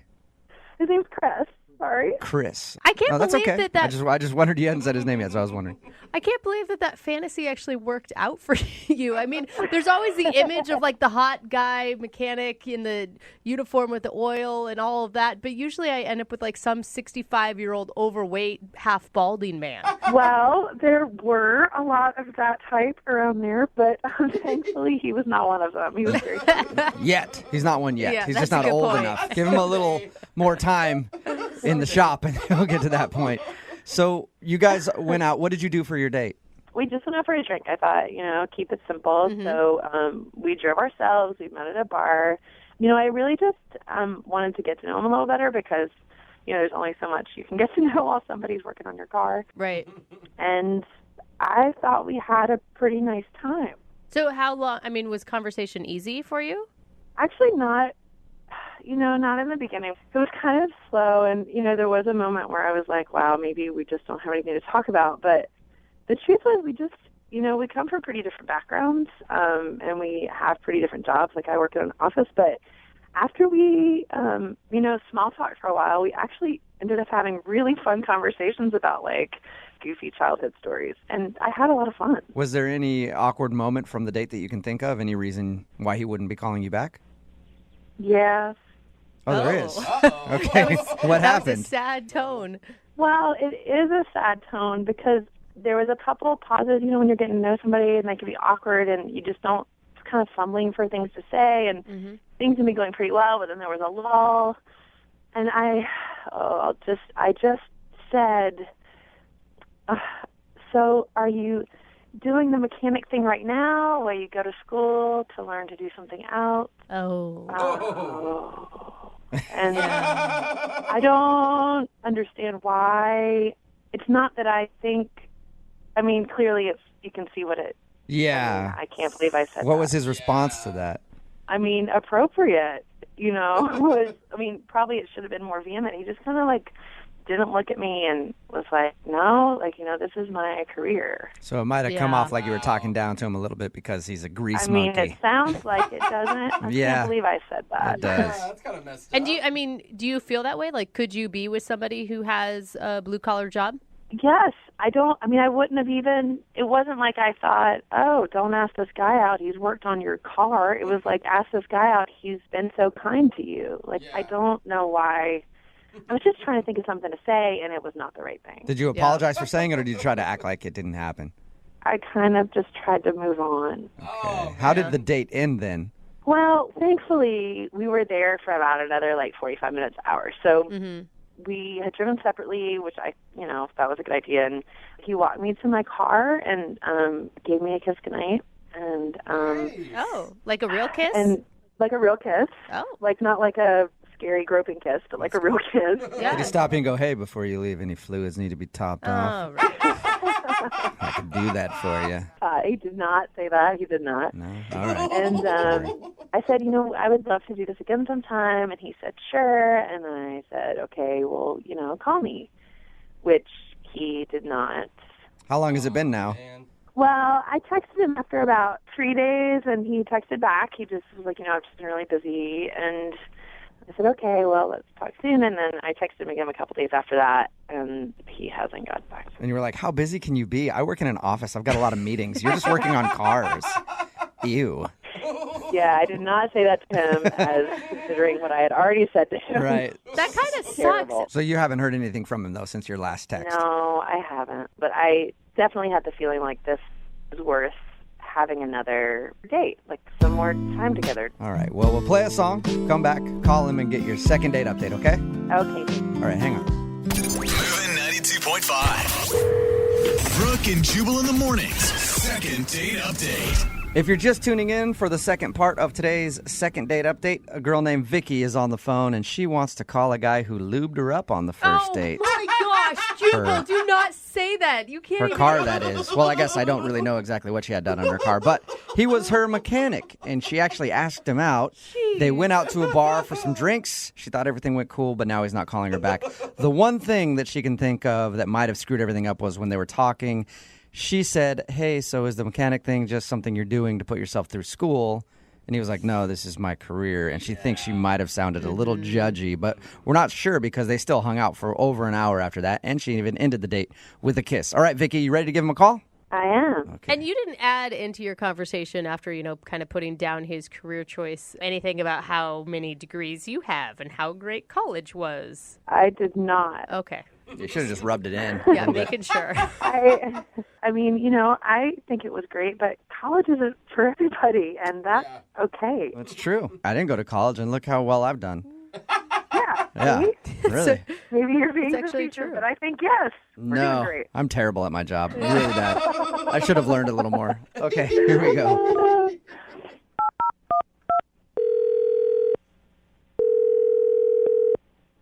Hello? Hey, can I speak to Chris, please? Yeah, this is him. Hey, Chris, what's up, man? This is Jubal from Brooke and Jubal in the morning. What? No way. Yes, this is Jubal from Brooke and Jubal in the morning. Are you familiar with the show? Come on. There's no way this is real. No. Yeah, this but is pretend. this is actually Jubal from Brooke and Jubal in the morning. Are you serious? Yeah, we're all here. Hi. Get the out of here, man. I can't. I'm sorry. I need to talk to you about something. You have a minute? Yeah. Oh, man. Jose, man, I love your laugh, by the way. Thanks, bro. What's up, Chris? What are you up to right now? I can't believe this is really happening, man. We live We listen to you guys in the shop all the time. This is crazy. Awesome. Well, thank you, man. I appreciate it. Yeah, dude. Oh, man. That is so cute. You ever hear the second date updates? Yeah, of course. Oh, cool. Well, you're about to be a part of one. What? Yeah. Not as exciting. We recently got an email about you from a girl you went out with. Who? Her name is Vicky. Oh, you gotta be kidding me. Yeah. You remember Vicky? You worked on her car and then she asked you out? Yeah, I do. How awesome was that, by the way? How often does that happen to you where a girl that you're working on her car asks you out on a date? Surprisingly, more than you think, my friend. Oh my God, Really? you must be so hot, Chris. Well, you know. That's code for yes, absolutely. Yeah, it is. You know. All right, Chris, you hot mechanic, you. Let me ask you a question then. Why aren't you calling her back? She says that she's texted you a few times after your date and asked if you wanted to go out, but you're not getting back to her. I mean, look, it's not gonna work out, okay? But why would you kiss her at the end of the date if you thought that? I mean, it was a cool date. I just don't think it will work out. Why, though? Is there something specific that happened? Not really. I'll tell you what she told us. She said that she thought there was an awkward moment when she asked you, like, oh, are you just a mechanic to put yourself through school or whatever? And then you answered no and told her that being a mechanic is your career. And then she felt bad about that. Yeah, I remember that. I mean, I didn't really like the question, but I could tell she wasn't trying to be mean or anything. Like I could tell she was like sincere about it. It just came across the wrong way. It's no big deal. Okay, well then why don't you want to see her again? But I've been in this situation before, man. Like, a girl asked me out. I work on her car. She asked me out. We go out. We have a good time, and then she takes advantage of me, man. Isn't that the point of a date, to get taken advantage of by a girl? I like it when they take advantage of me after a date. No. That's not exactly what I mean, man. Like, I mean, like, they always want discounts on their cars and stuff, and like, they don't want to pay as much just because they think I like them. And stuff. You know how that works. Did she hit you up for a discount? Not yet, but I know she will, man. Like, she's way out of my league. There's no way she likes me for real. What? She thought you were darling and kind and good looking. She had only nice things to say about you. She's just saying that because she wants something out of me. But she didn't even ask you about a discount. How do you know that? We went on one date. It's how it works. Like, I remember this one girl. She was way out of my league. She came up to me. She wanted to ask me out. We had a great time. I'll be honest, I got a little too connected too quick, but that's not the point. She was leading me on and everything. I thought she was going to, be special. And then all of a sudden she just asked for my discount. I give it to her, of course, because I really like her. And then I never hear from her again. Are you kidding me? That honestly happens to you. Yes. She's way out of my league. Like, she's way too smart. She's way too pretty. She's sexy as hell. And, like, she knows, like, we have the same, she pretends at least we have the same interests. She's good. Oh, sweet. So are you so Chris. skeptical of her because you think she's out of your league? I'm skeptical because I think she's going to just use me and then never talk to me again. Yeah, but everyone has that fear, right? Like, that's the hard piece of dating. If you get cheated on once, you think that the next person's going to do it. You can't, put old past stuff into new relationships. It's not fair to her. Look, I've been working on her car for the last week and a half. I know how much it's going to cost her to fix it. All right? I'm telling you. You guys just don't understand. Wow. I do know someone that has the answer to that question, Chris. Oh, she's on the phone, isn't she? Yep. Did you forget about that part? It's a second date update, and Vicky is actually on the line listening. Hi. Hey, Vicky. Chris, are you serious? Yeah. Do you really think that's what I'm doing? I have a good reason to believe that, yeah. I can't believe that's what you think. I don't want a discount. I have no interest in it. I'll never ask for a discount. I just want to go on another date with you. I mean, I like you for you, not for some discount that I could get for my car. I'm sure you won't be saying that once I fix your brakes.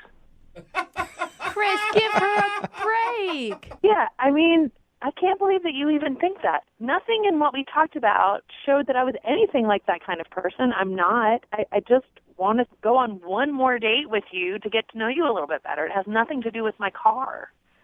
So you're telling me you, a girl with a degree and everything who passed all these, tests and everything like that, you want to go out with a guy like me, a guy who works on cars all day and doesn't have much of an education?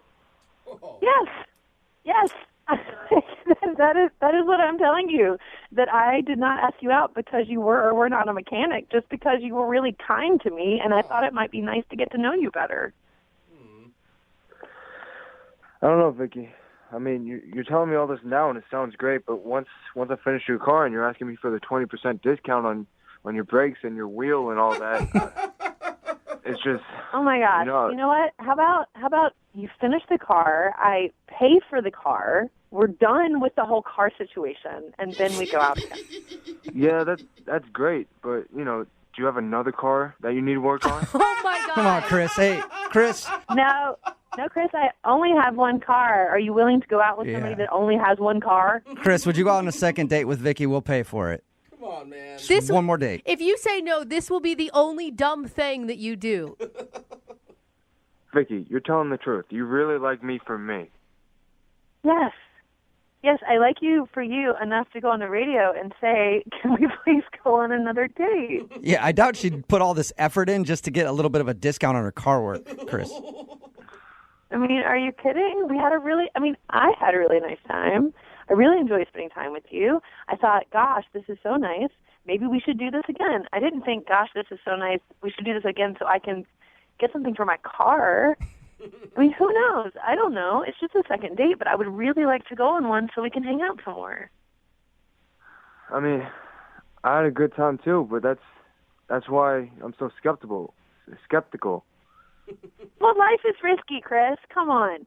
Yeah. All right, I'll go out with you again. You'll do it? Yes! Yay, Yeah. Chris! All right, awesome. Congratulations, Vicky. You got your second date. Great. Thank you. Oh, my You're God. welcome. I loved this second date. I'm already planning your guys' marriage in my head. Hey, Chris. Whoa, okay, hold on. Oh, you're Chill out, so Brooke. cute. Hey, Chris, thank you for your time. Yeah, man, no problem. Yeah, now that I got you on the phone, Chris, I got this rattling when I steer in my car. Think we can get that done? All right, man, I got you. Brooke and Jubal in the morning. What do you mean? Oh, this show still continuing to give people hope in humanity. It's Brooke and Jubal in the morning. Talking about today's second date update. Just got a text in at 78592 says, there's still hope that there's good people out there. Yes. I get discouraged by the often unsuccessful second date updates, but this one gave me hope. If you missed it, this girl Vicky wanted to call a guy named Chris. They went out on a date, had a good time and everything. We got him on the phone to find out why he wasn't calling her back. She's a very smart, successful, college-educated woman. He's a mechanic who has low self-confidence. Oh, my God. Basically, Horrible just to sum it up. self-esteem. And he was like, oh, she's way too good for me, and I'm just a mechanic, and she's only using me so she can get a discount on some brakes or something. And somebody texted in at 78592, said, my husband is a mechanic, and yes, that stuff really happens. People just try to use him for discounts on car work. Sure. At the end of the is second date crazy. update, they did agree to go out again because she promised him that she actually likes him for him and not the fact that he might be able to give her 10% on 10% off on some brake. She had to work. beg him. Yeah. Beg him to go out with her again. Somebody else texted in at 78592 said, Chris reminds me of Stan from A Streetcar Named Desire. Oh, my gosh. It's a little I too don't deep know. for the second date update. Or if you want to do a second date update, all you have to do is email the show, and we will call the person who didn't call you back.